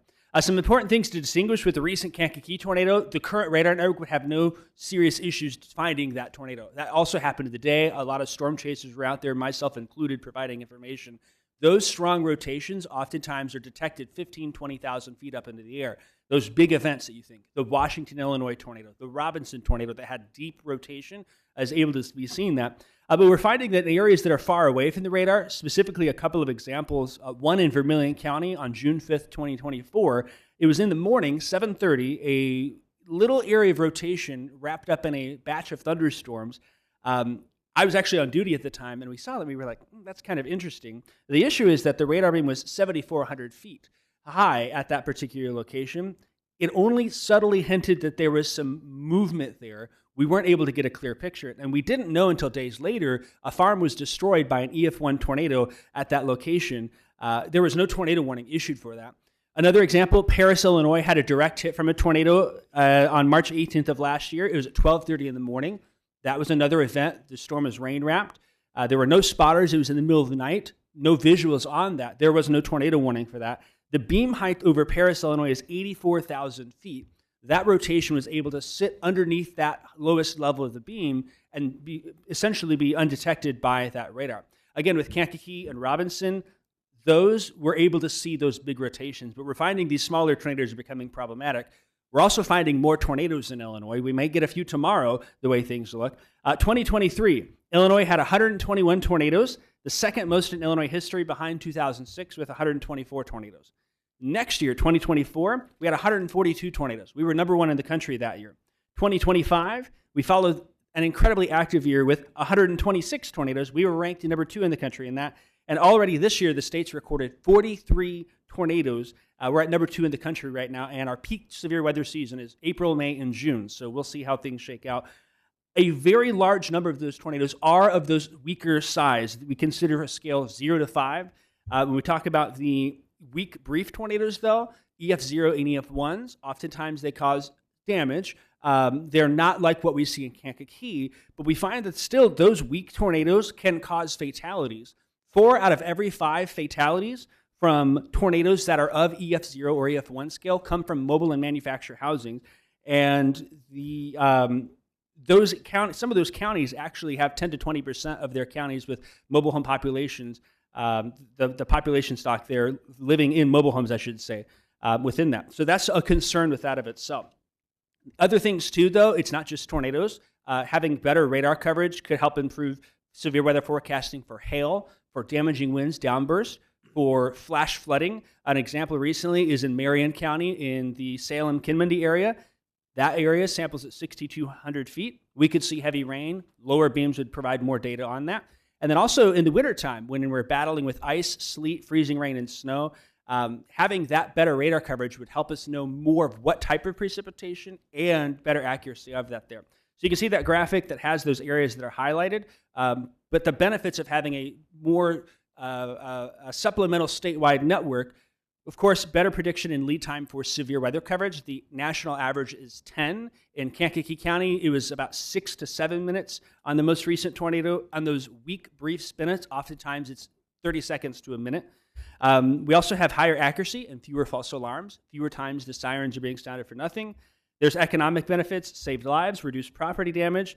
Our state is very heavy in agriculture. There's a lot of benefits to the agricultural community there. Of course, our network of interstates, railroads, and barges on the rivers, the transportation and logistics for that. Aviation interest, a recent plane crash in Lerna happened during inclement weather. Perhaps better radar could help with those types of situations. And something of just a few $1 million can have a very large economic benefit of that. There is precedence. My last point here, there's radar gaps in Oklahoma, Colorado, and all around the country. You can see some in some of the surrounding states in that graphic. Oklahoma and Colorado have taken steps to mitigate that. Oklahoma has had some great success with severe weather specifically. And there's also proposals active in Washington, North Carolina, and Minnesota. With that, I'm happy to answer any questions.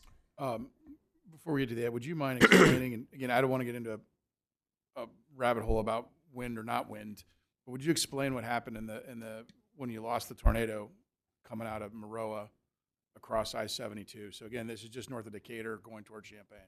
Yeah, it's actually been several events that have been reported by that. We've had in the December 1st outbreak when Taylorville was hit, and then more recently in April 18th, 2024 in the Logan-Macon County. And there's some slides that are in there. The lowest levels of the radar beam are contaminated by the turbulence produced by wind turbines. So we can still see that there's storms there, but we can't really decipher that data. If you think of wind turbines, they spin. Well, tornadoes spin too, and that turbine influence actually can be seen several times higher than the height of those wind turbines. So in some cases, we can see that impact 25 to 3,000 feet up. That is very unique close to where radars are. So if there's no wind turbines within 30 to 40 miles, oftentimes it doesn't cause issues, but sometimes we're seeing where that's the case. And I have some of those slides to show how the lowest beams were distorted in that instance there as you look on through. Thankfully, in those events, we had spotters in the ground, myself included, was on that storm, and we were relaying that information. But the eyes from the National Weather Service radars just couldn't fully pick out what was happening there in the lowest levels, and that's what we care about the most, because that's where the rotation happens that produces tornadoes. Thank you. And of course, the spotters lose effectiveness after dark. So it's a serious issue. Just to let everyone know, the bill would ask IEMA to essentially do a study to help us figure out where to fill in these gaps. And, would it take 2 or 3 additional radars? And Jacob, how much are the radars? They're not that expensive. No, I've using a model radar that was used in Oklahoma. The cost per radar would only be it depends. There's different ways to do that, but between 1.5 and $3 million for the radar with the tower over 10 years. Yeah, so you could, with 2 or 3 or 4 or 5 radars, we could greatly enhance coverage for all of Illinois and try to shore up some of these gaps in areas where we're losing coverage, even though it's still showing as a green zone on these maps.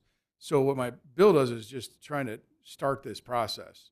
We need a study to tell us where the best place is to put them, how many do we need. I would then propose we go to our federal partners and ask for help from the federal government to pay for the actual installations. I can also tell you that I've talked to many of the county boards in my area, and they would be very interested in some sort of split of the cost of the actual machines. Again, if you look at a couple he just referenced, I mean, not just my area, you got Republican, Democrat districts all over Illinois, and to the 3 people who got killed in Robinson and then the one up in Joyce's district, I don't think they care if it's Republicans or Democrats. This is just about safety, safety, safety.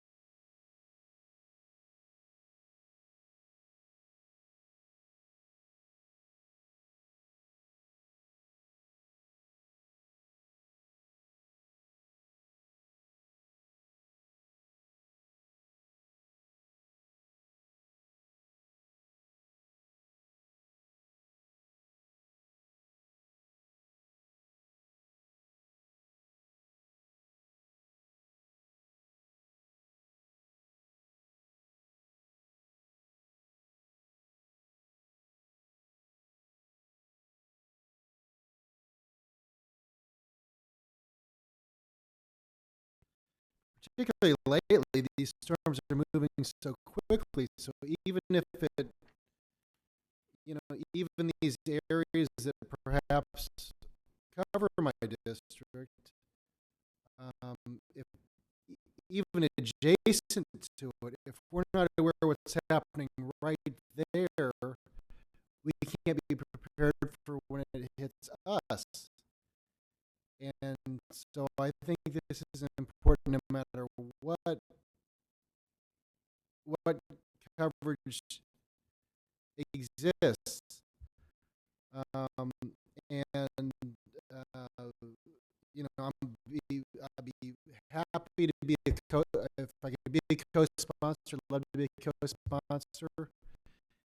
And I think this is like life or death, and this is exactly what people expect our state government to be working on, things like this to ensure that we can have proper notifications if a horrible storm is there, so people can take cover. So I appreciate what you're doing, and I thank you for bringing the issue, Jacob.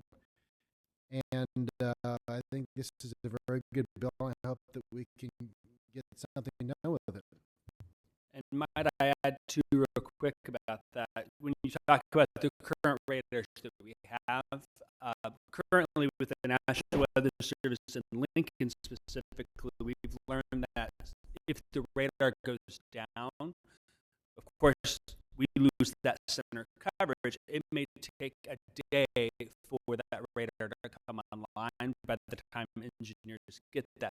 That's with recent cuts to the federal level and impacts that have come on down through that. So we are at the mercy of those radars working, and having that extra layer of protection.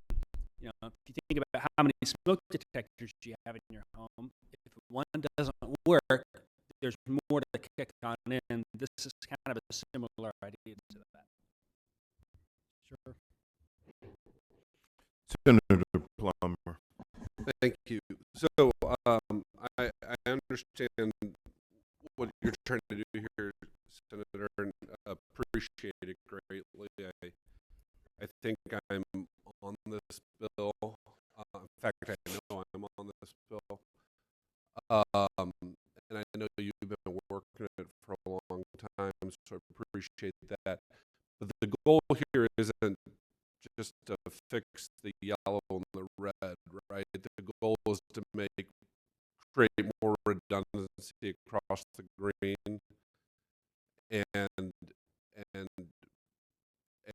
redundancy for if Lincoln goes down or whatever. We're not looking at one or two radars, right? We're looking to review the entire system. Is that the goal? Well, yes. So I think the idea is for ask A-1 to help us figure out what do we need to do to strengthen the system as a whole, right? The first priority has got to be to get coverage. People have no coverage. But as we just discussed, strengthening some of these green zones where you're now having wind is going to help everyone in the long run. So it's the redundancy, it's all of it, but we just need a study to help us figure out what we need. Is it 2? Is it 5? I don't know. I feel pretty confident that, at $1.5 million, $2.5 million a piece, we ought to be able to figure out how to pay for some of this.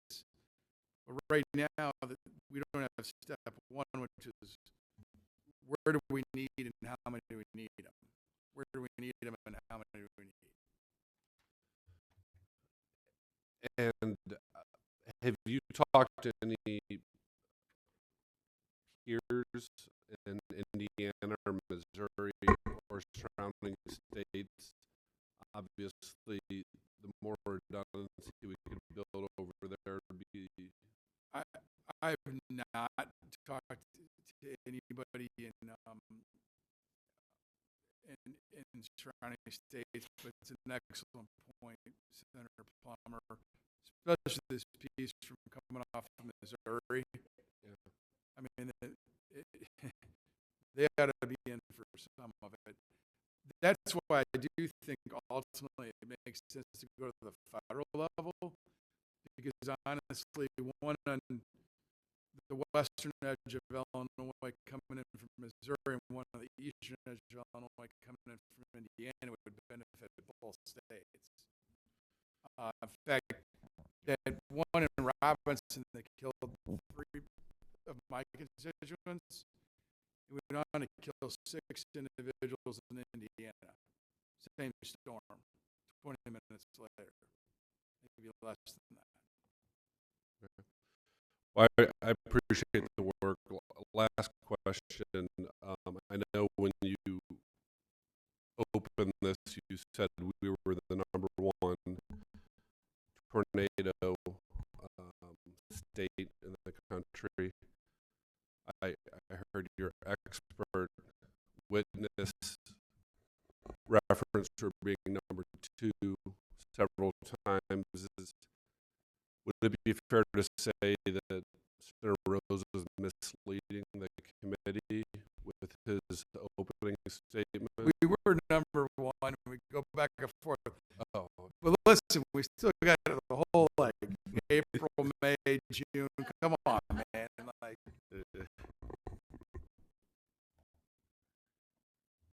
Do you want me to answer that? Well, if you think about it too, just because we're maybe battling between 1 and 2, other states that are 1 are not 1, and vice versa. But it's very clear that there's been an uptrend across the Great Lakes region and the Midwest. Michigan had their first EF3 tornado in a long time. Union City up there a few weeks ago as well. And we're just kind of dealing with that. So was it 24 that we're #1? Was it 24 we were #1? 24 we were #1, 23 and 25 we were #2, and we're currently sitting in #2 behind Mississippi. Okay. Well, no, in all seriousness, this is good government. I appreciate you being here. Thank you, Senator Rose. Appreciate your work on this. And before this committee is out, I'm introducing you via text to some legislators in Missouri and Indiana, because this is great. Yeah, thank you very much. Senator Rose, just a quick question. For clarity for me, this is to create a study, right? Correct. Not, and then from the study, fill in the gaps, so to speak. Correct. I think that's where we got to go to our federal partners first. But then ultimately, I've talked to a lot of my counties who would be willing to do some kind of match. Mm-hmm. You know, even as Jacob said, it's more than just tornadoes. It's weather all around. I mean, agriculture lives and dies off this stuff. Right. Our lock and dam system over in your neighborhood lives and dies off this stuff. Right. Follow-up question. Then I'm looking and I see IEMA is opposed. Are you IEMA? Oh, IEMA Yeah. wants to be subject to appropriation. Subject to appropriation. Yeah. Okay. Yeah, there's the standard blanket governor's office. Okay. Okay. Honestly, I don't think this is like needs to go do some $500,000 study. I really think they just need to put a couple eyeballs on it for a week or so and figure it out. Okay. Thank you. Thank you. Yeah. Thank you.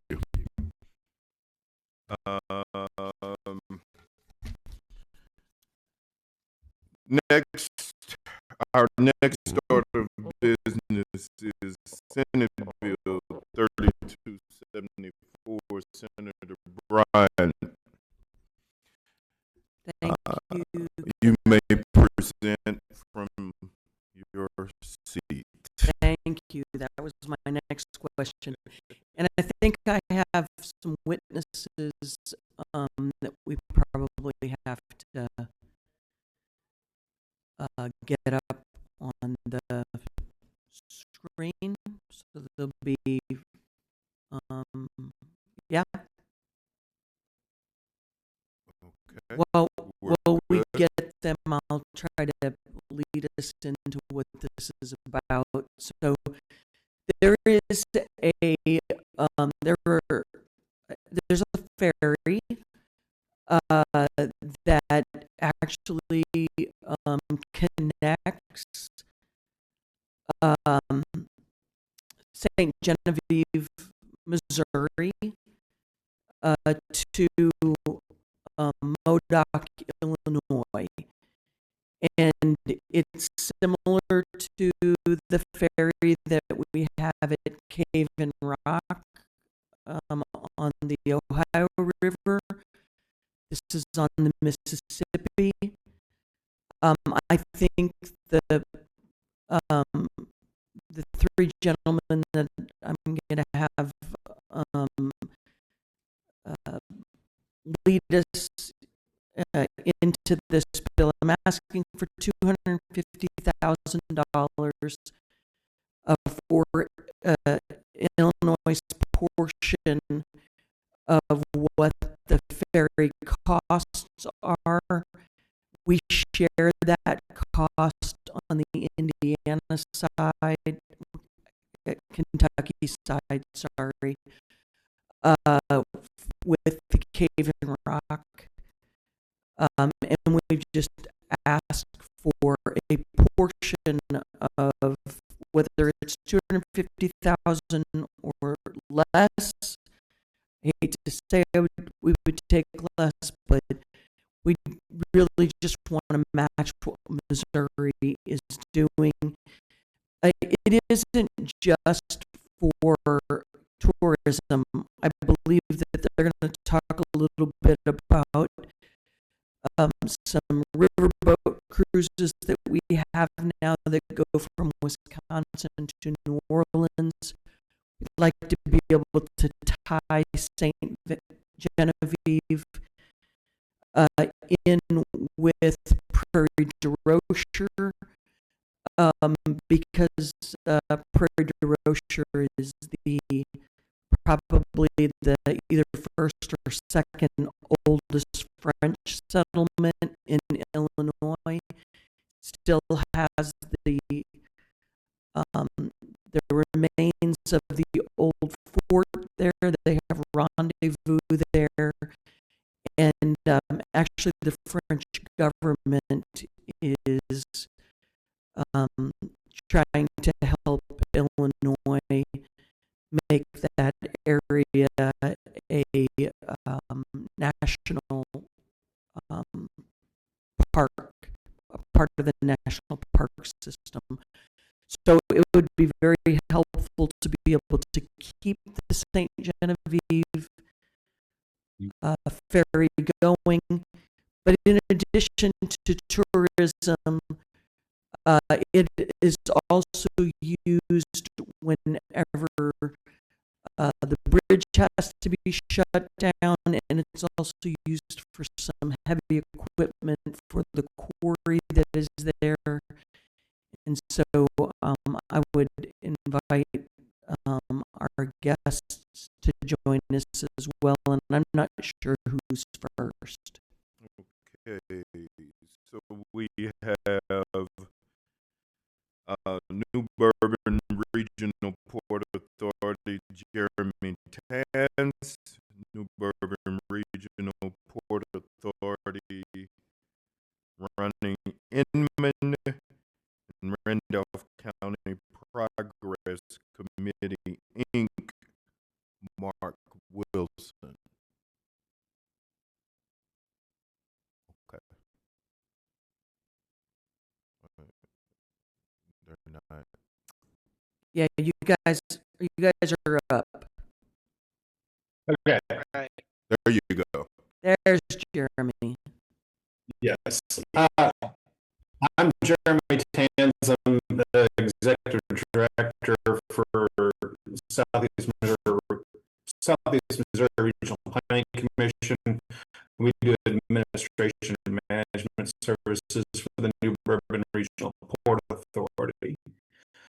The New Bourbon Regional Port Authority owns the tug and barge that is utilized for operating the St. Genevieve and Modoc Ferry that operates between Southern Illinois and St.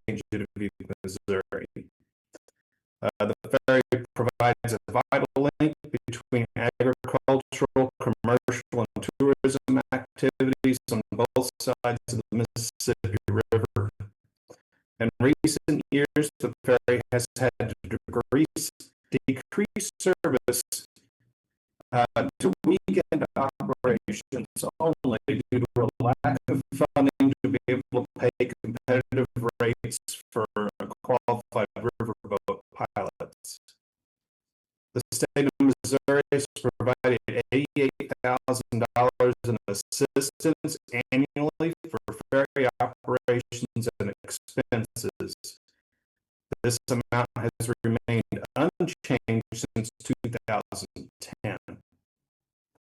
Previous requests to increase this amount have been denied due to a lack of support from the state of Illinois.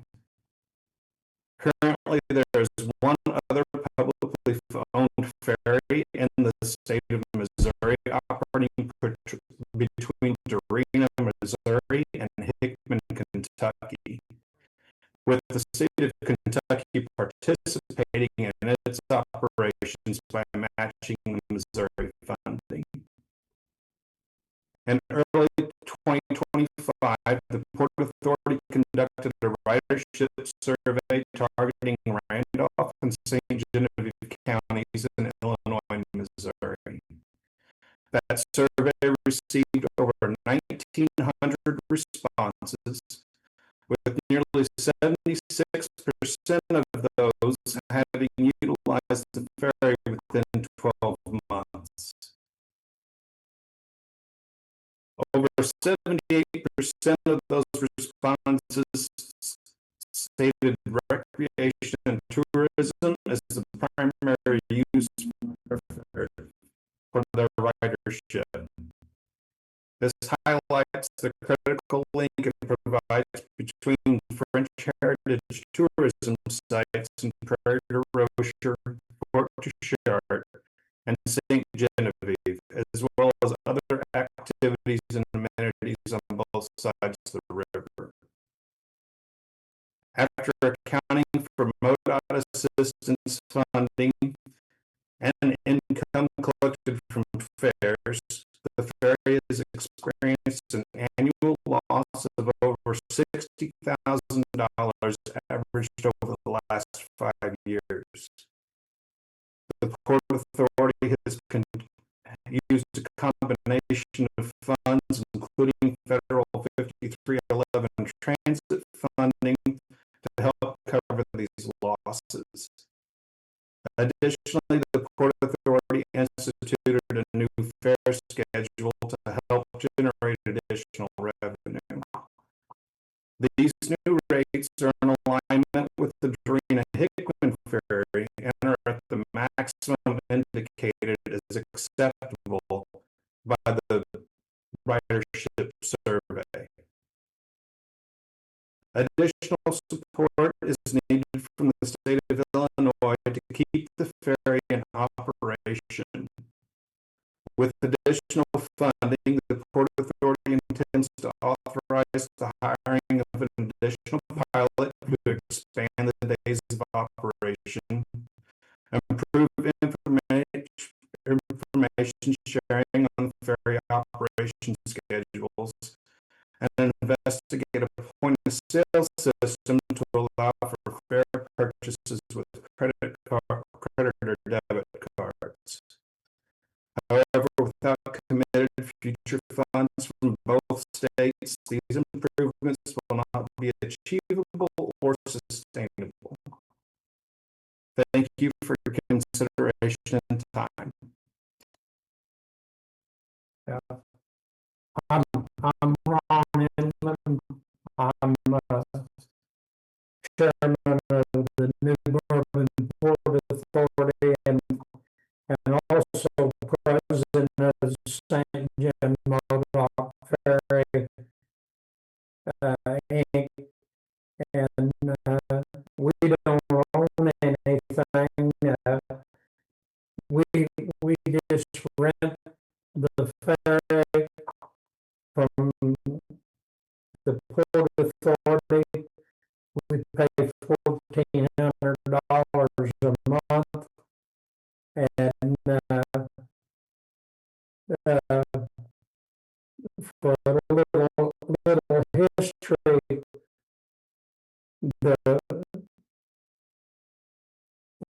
we went through the Missouri archives and found that there's been a ferry, we think, since January of 1698, running in between St. Genevieve and Modoc. And the French adjutant over there and Fred Rocher at the fort asked permission in 1698 to land the ferry in Illinois, or from Illinois to Missouri. But we know that Illinois has funded a ferry in Cave and Rock for the last several years at close to $1 million for every 5 years. And then we know that's matched by Kentucky. And so, and that's a family-owned business. This business is really owned by the Port Authority. And the three of us that look after it don't charge anything. We do that for free just for the community. And we've done it for nearly 30 years. The ferries run for that long. And it's been coined by Ed Crow, who was in the same position that Jeremy's in over in Randolph County years ago. Ed's passed away since then, but he coined it the French Connection, and we've always looked at it as connecting the two Illinois communities together, but we've done that service. The three gentlemen and myself, or the two gentlemen and myself, for nothing. We've looked after for all these years for free. So we'd appreciate any help that you can give us to try to keep it going. And we think it's a valuable industry. And this past weekend, and in 2 days, we've done nearly $2,000 worth of crossings. We had a lot of people, and a lot of people cross to visit both sides. So it's pretty well 50-50 crossing between Illinois and Missouri. And we do cross a lot of farm equipment. We have one farmer that owns nearly 3,000 acres over in Illinois, a Missouri farmer, and he farms quite a bit over there, but they cross close to $1,000 worth of credit a month, every month, just with pickup trucks and stuff across them. So, Thank you, Ron. the help, we certainly appreciate it. Missouri won't give us any kind of a raise because we don't get any help from Illinois. So if you guys would contribute, they would probably help us a little bit more, maybe. Thank you. Thanks, Ron. I appreciate that. And so we've heard that from the Missouri side, and now if we could just hear from Mark Wilson from the Illinois side. Can you hear me okay? Yep. Good afternoon, members of the Senate Appropriations, Public Safety and Infrastructure Committee, and distinguished guests. Truly honored to be here to share the vital importance of state funding for the St. Genevieve Modoc Ferry in southwestern Illinois. My name is Mark Wilson. I serve as the Director of Economic Development for Randolph County, Illinois. Imagine for a moment a piece of infrastructure that has survived the Louisiana Purchase, the birth of our statehood, the Civil War, and the turn of 2 centuries. Since 1798, and my date differs from Ron's, so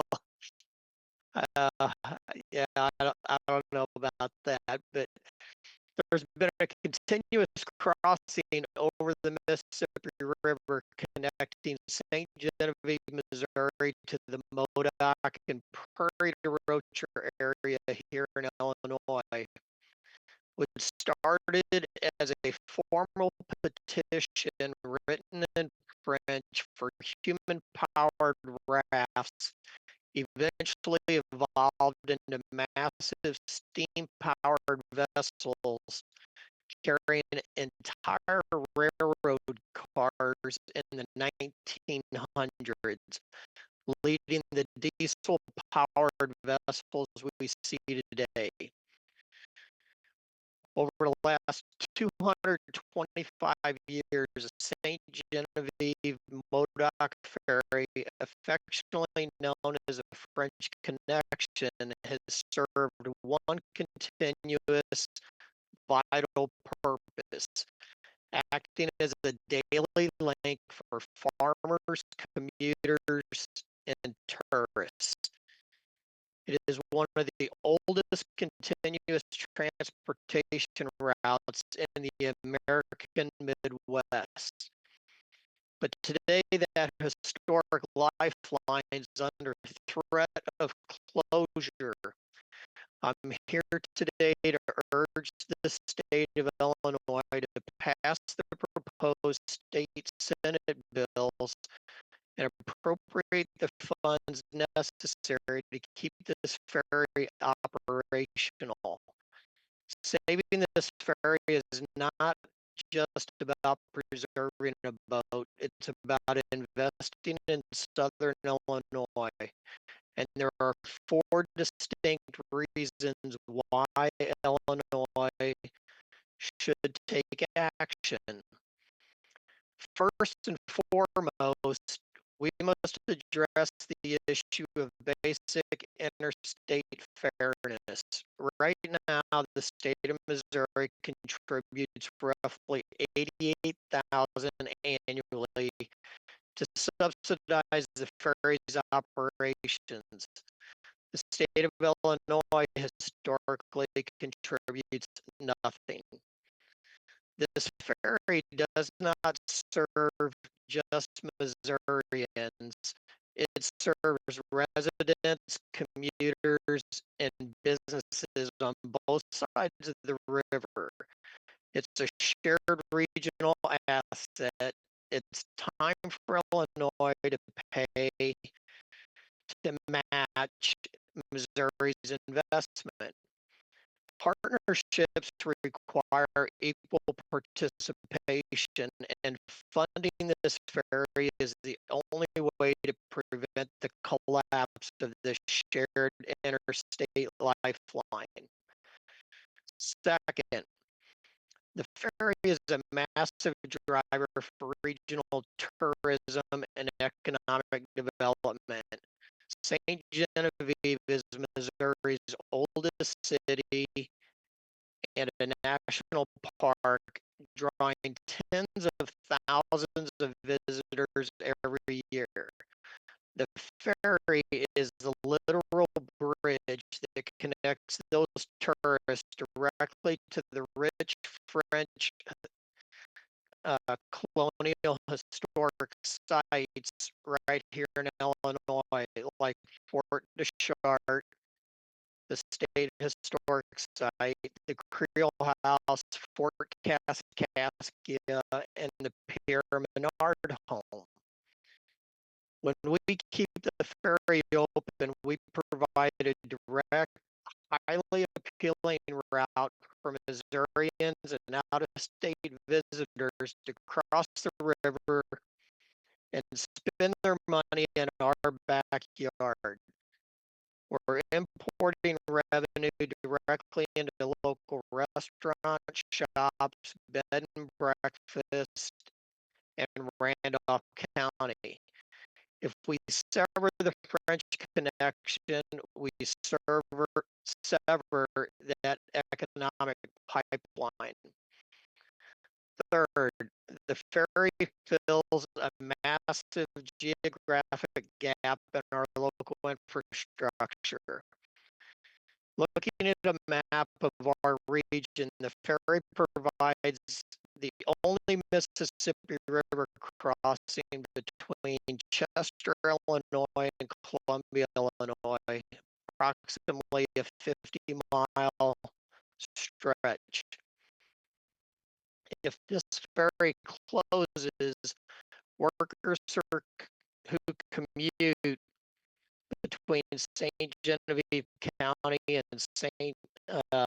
in southern Illinois will face significant longer, more expensive detours that cost our workforce time, money, and increases wear and tear on our local highways.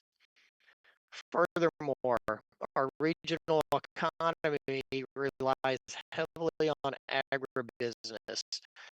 During planting and harvest seasons, the ferry operates in tandem with local infrastructure like the Kellogg Dock, Union Pacific Railroad to keep agricultural, freight, and essential services moving fluidly.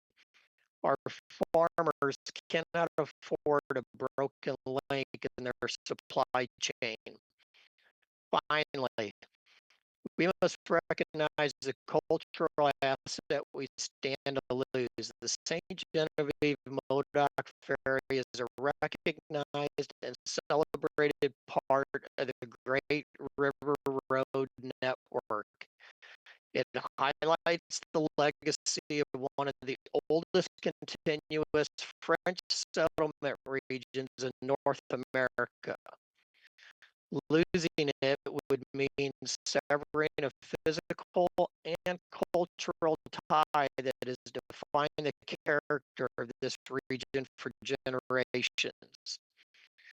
Ladies and gentlemen, passing this funding is a matter of equity, economics, and essential infrastructure.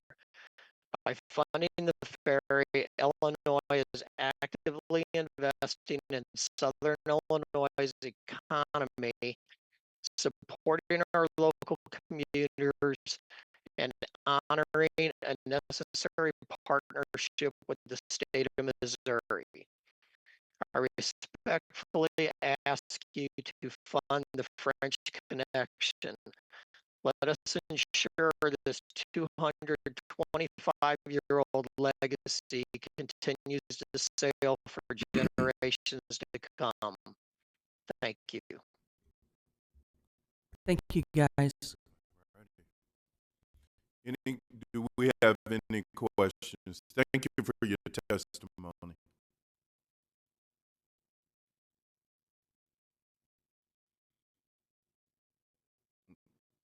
No questions. Okay. Senator Bryan to close.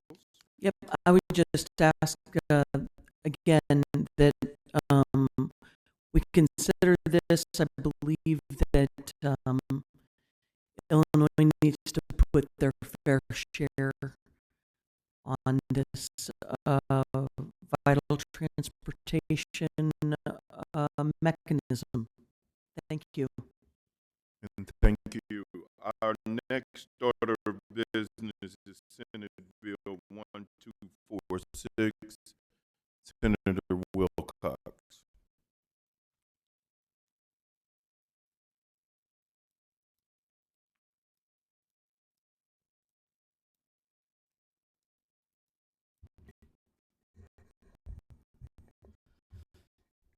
Thank you, Mr. Chair and committee members.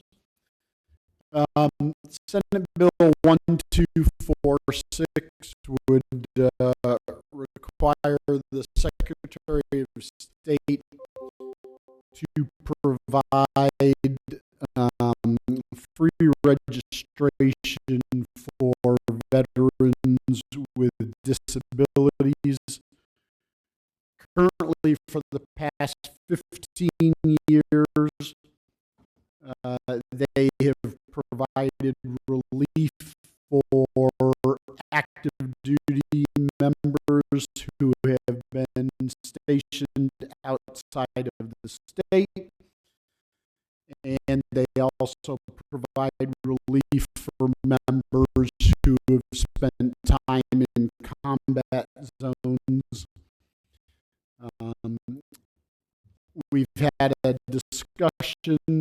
The number of veterans in the state is about 1% of the population that this might apply to.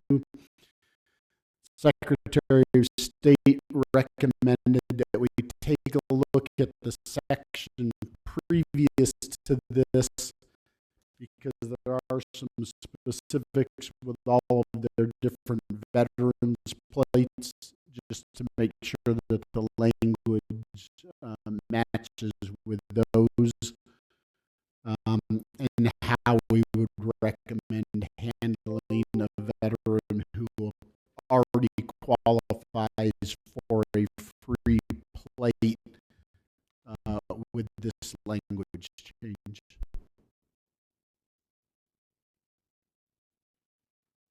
Okay. Do we have any questions for Senator Wilcox from the committee?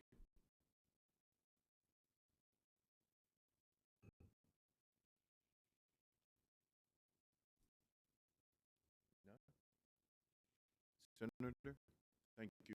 Thank you very much. Thank you.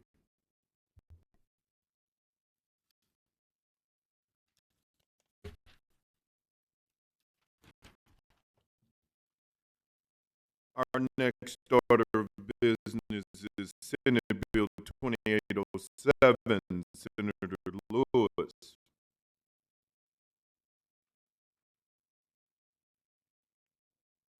You'll go. Okay.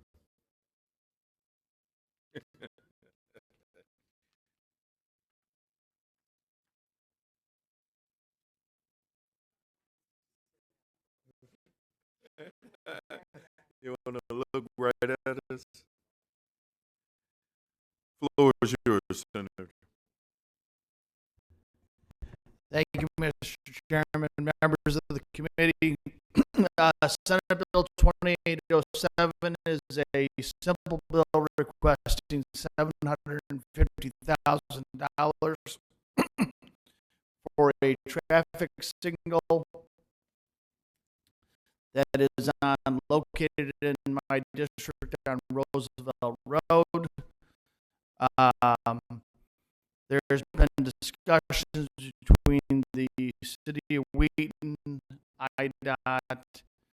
It is approved, but it is not funded, and they're asking the state for help. There have been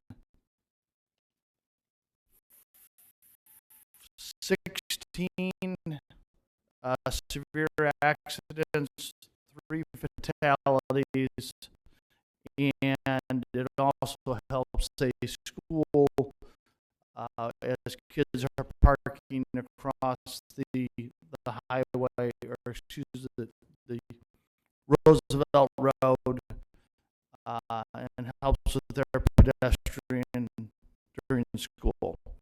I'm happy to take any questions. Senator, you said that in your testimony that it's been approved, but not funded. Correct. So IDOT has done the studies to ensure that it will not impact traffic flow. So when I meant by approval, IDOT will allow the light to be installed.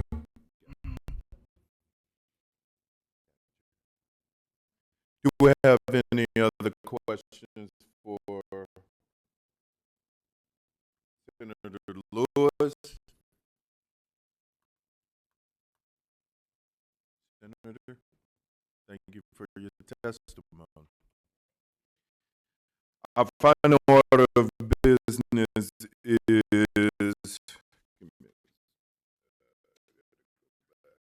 Senator Collins, Senate Bill 3317.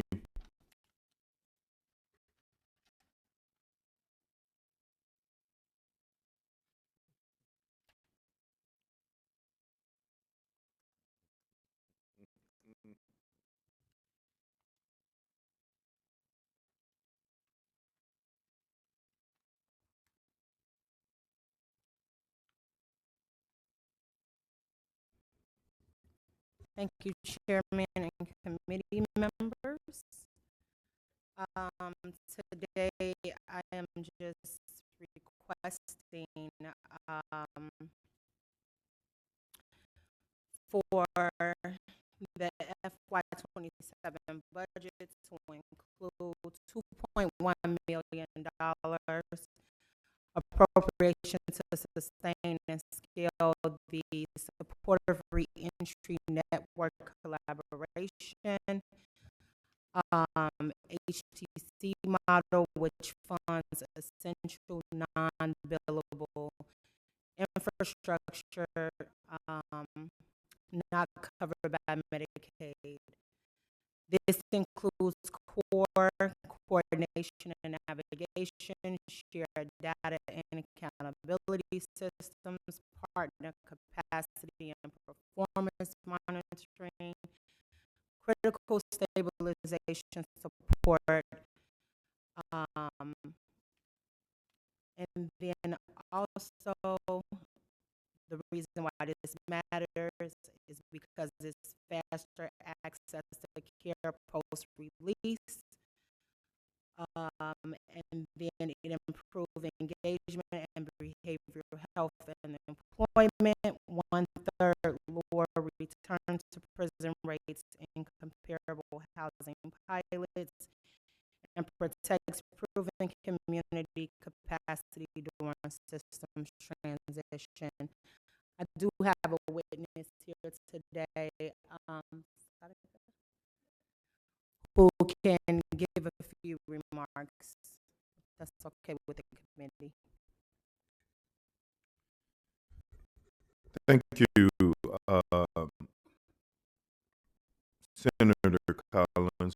Go ahead and state your name and who you are. Sadaka Williams. Thank you so much, everyone. And I know it's late.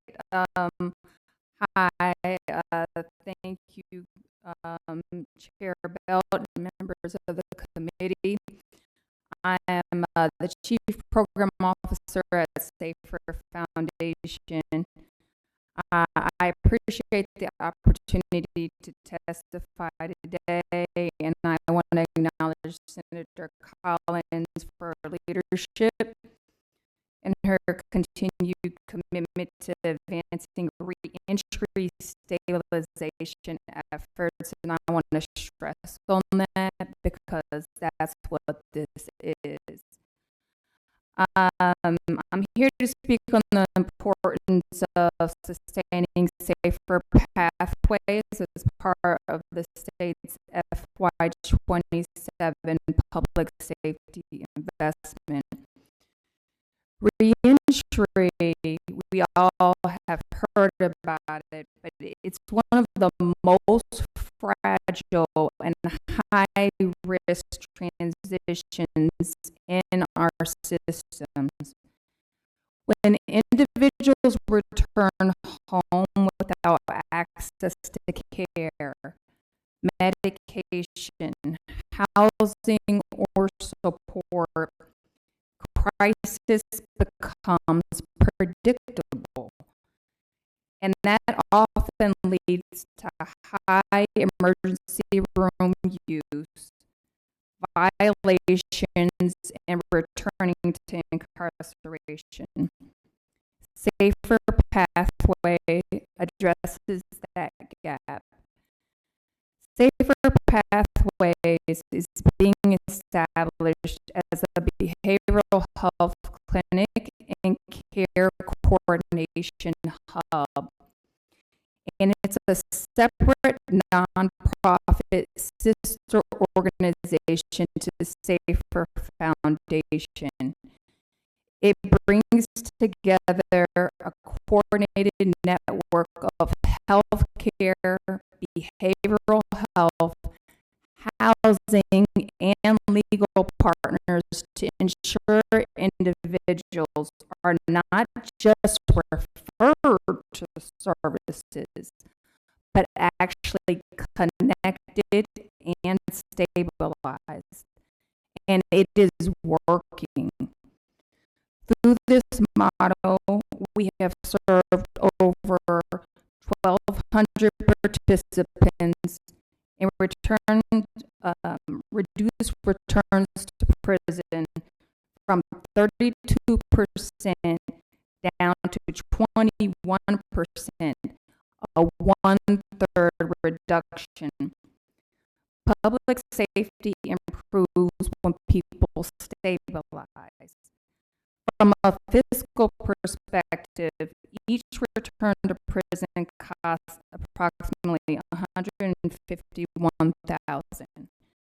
Preventing just 14 returns would fully offset the 2.1 million requests before you today. The 2.1 million sustains the infrastructure that we have worked hard over the last 5 years to put into place. That makes the coordination possible, including care navigation, data systems, and stabilization supports that Medicaid does not cover. This is not a new program. It is infrastructure the state has already built through the Department of Health Care and Family Services. Without it, we risk losing capacity and increasing costs across corrections, healthcare, and emergency systems. We respectfully ask for your support. Thank you for your time.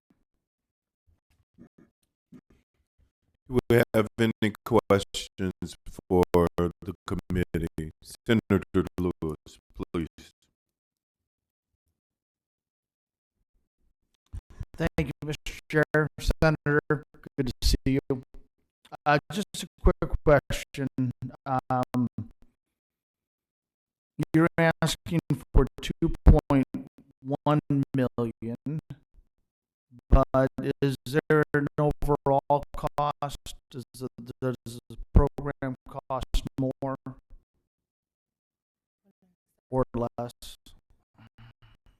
Yes. Annually, it costs 4.33 million.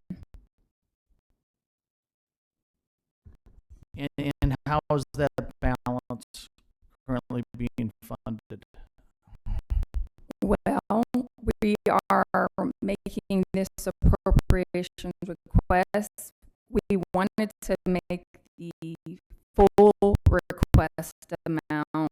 We were advised, given the budget, that to scale it back. But we are looking at all our options, including working with managed care organizations, which we have been working with, as well as all the grants that we can. As you know, the federal government, traditionally we would have applied to those bigger federal grants to fund this, and it's just not there. They just started releasing the federal grants. We have been talking to ICJA, and we're hopeful that they will have the funding, to be able to do this program and to support this effort. And it's been favorable, but the real cost is 4.33 annually. And with the 50% request, is it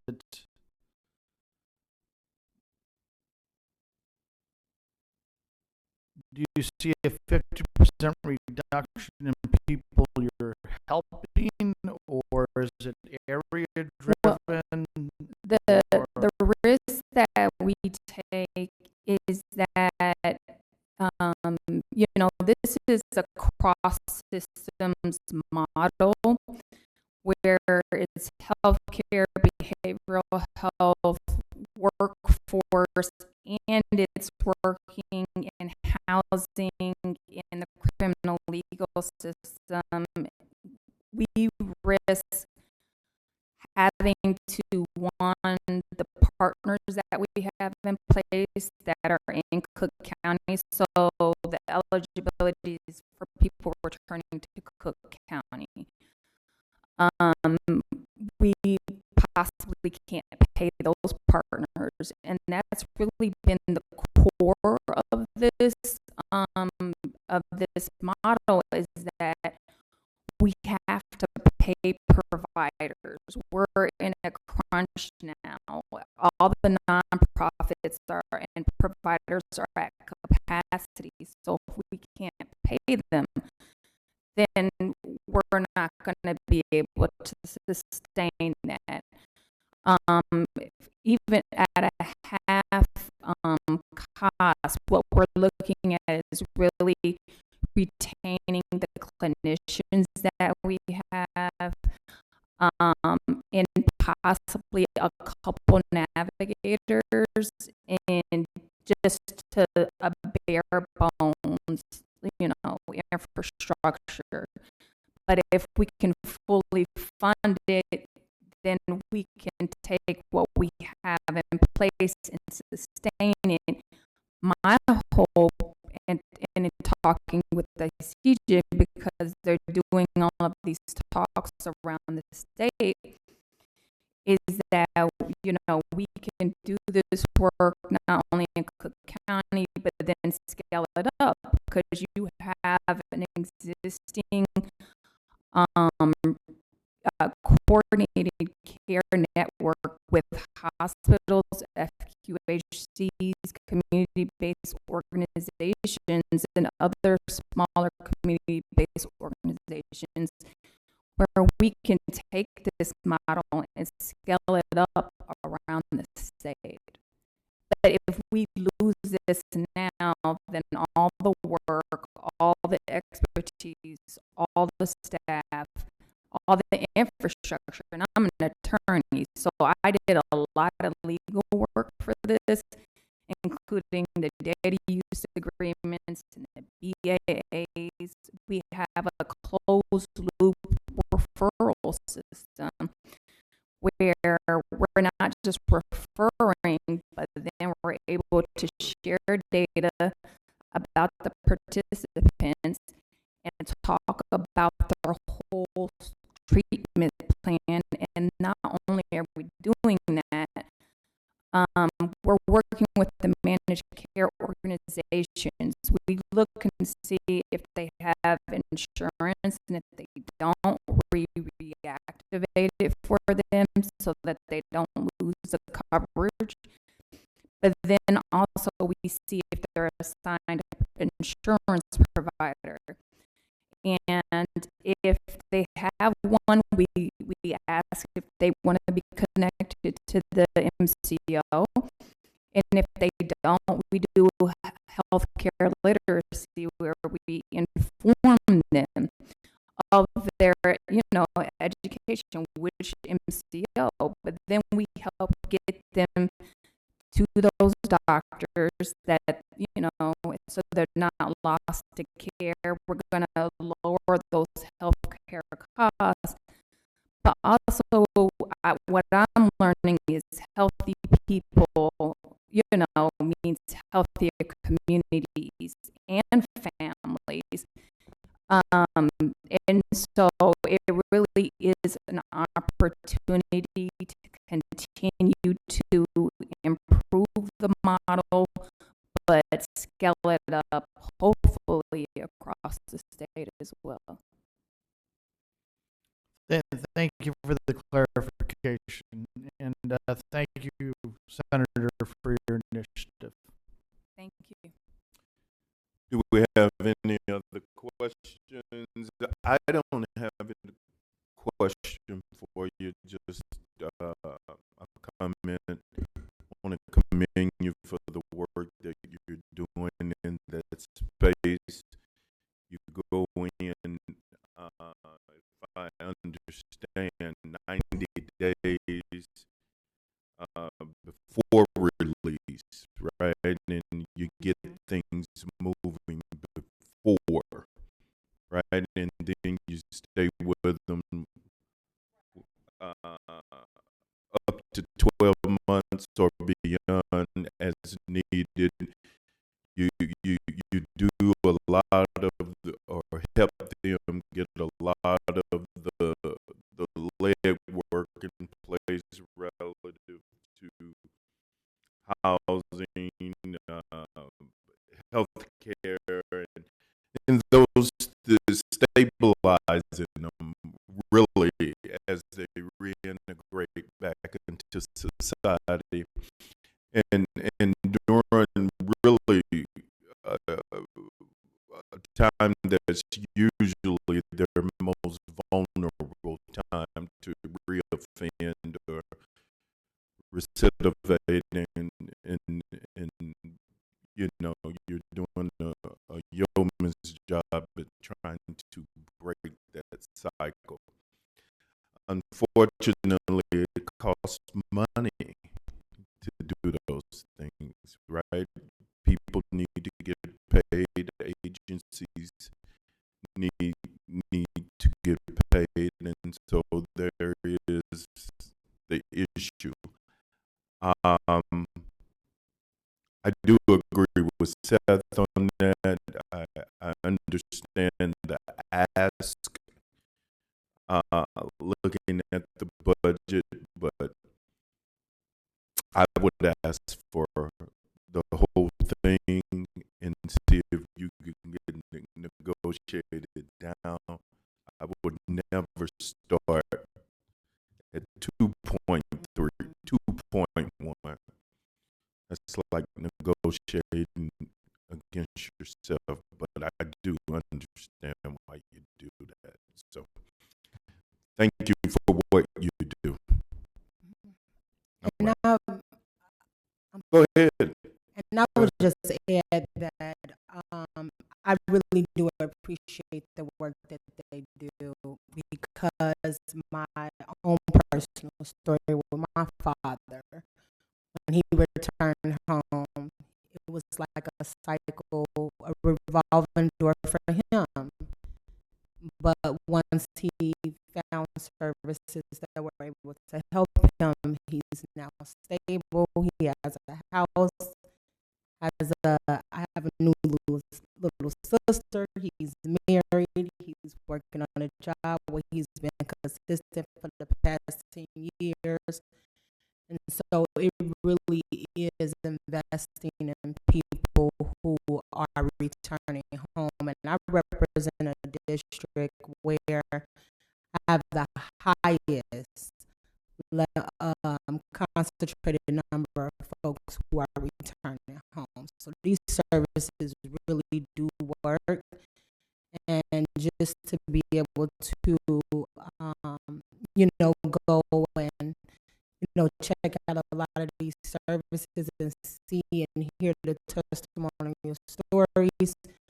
I think that, yes, they do need the full amounts, but whatever we can do is definitely going to help continue to impact those lives in a positive way. Absolutely. Here's what we know.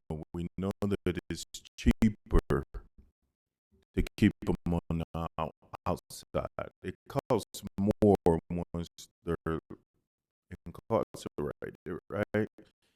And if you have this program and this model that we know that works, then let's get behind it. To me, it makes all the sense in the world. But of course, we're here, right? Okay. Thank you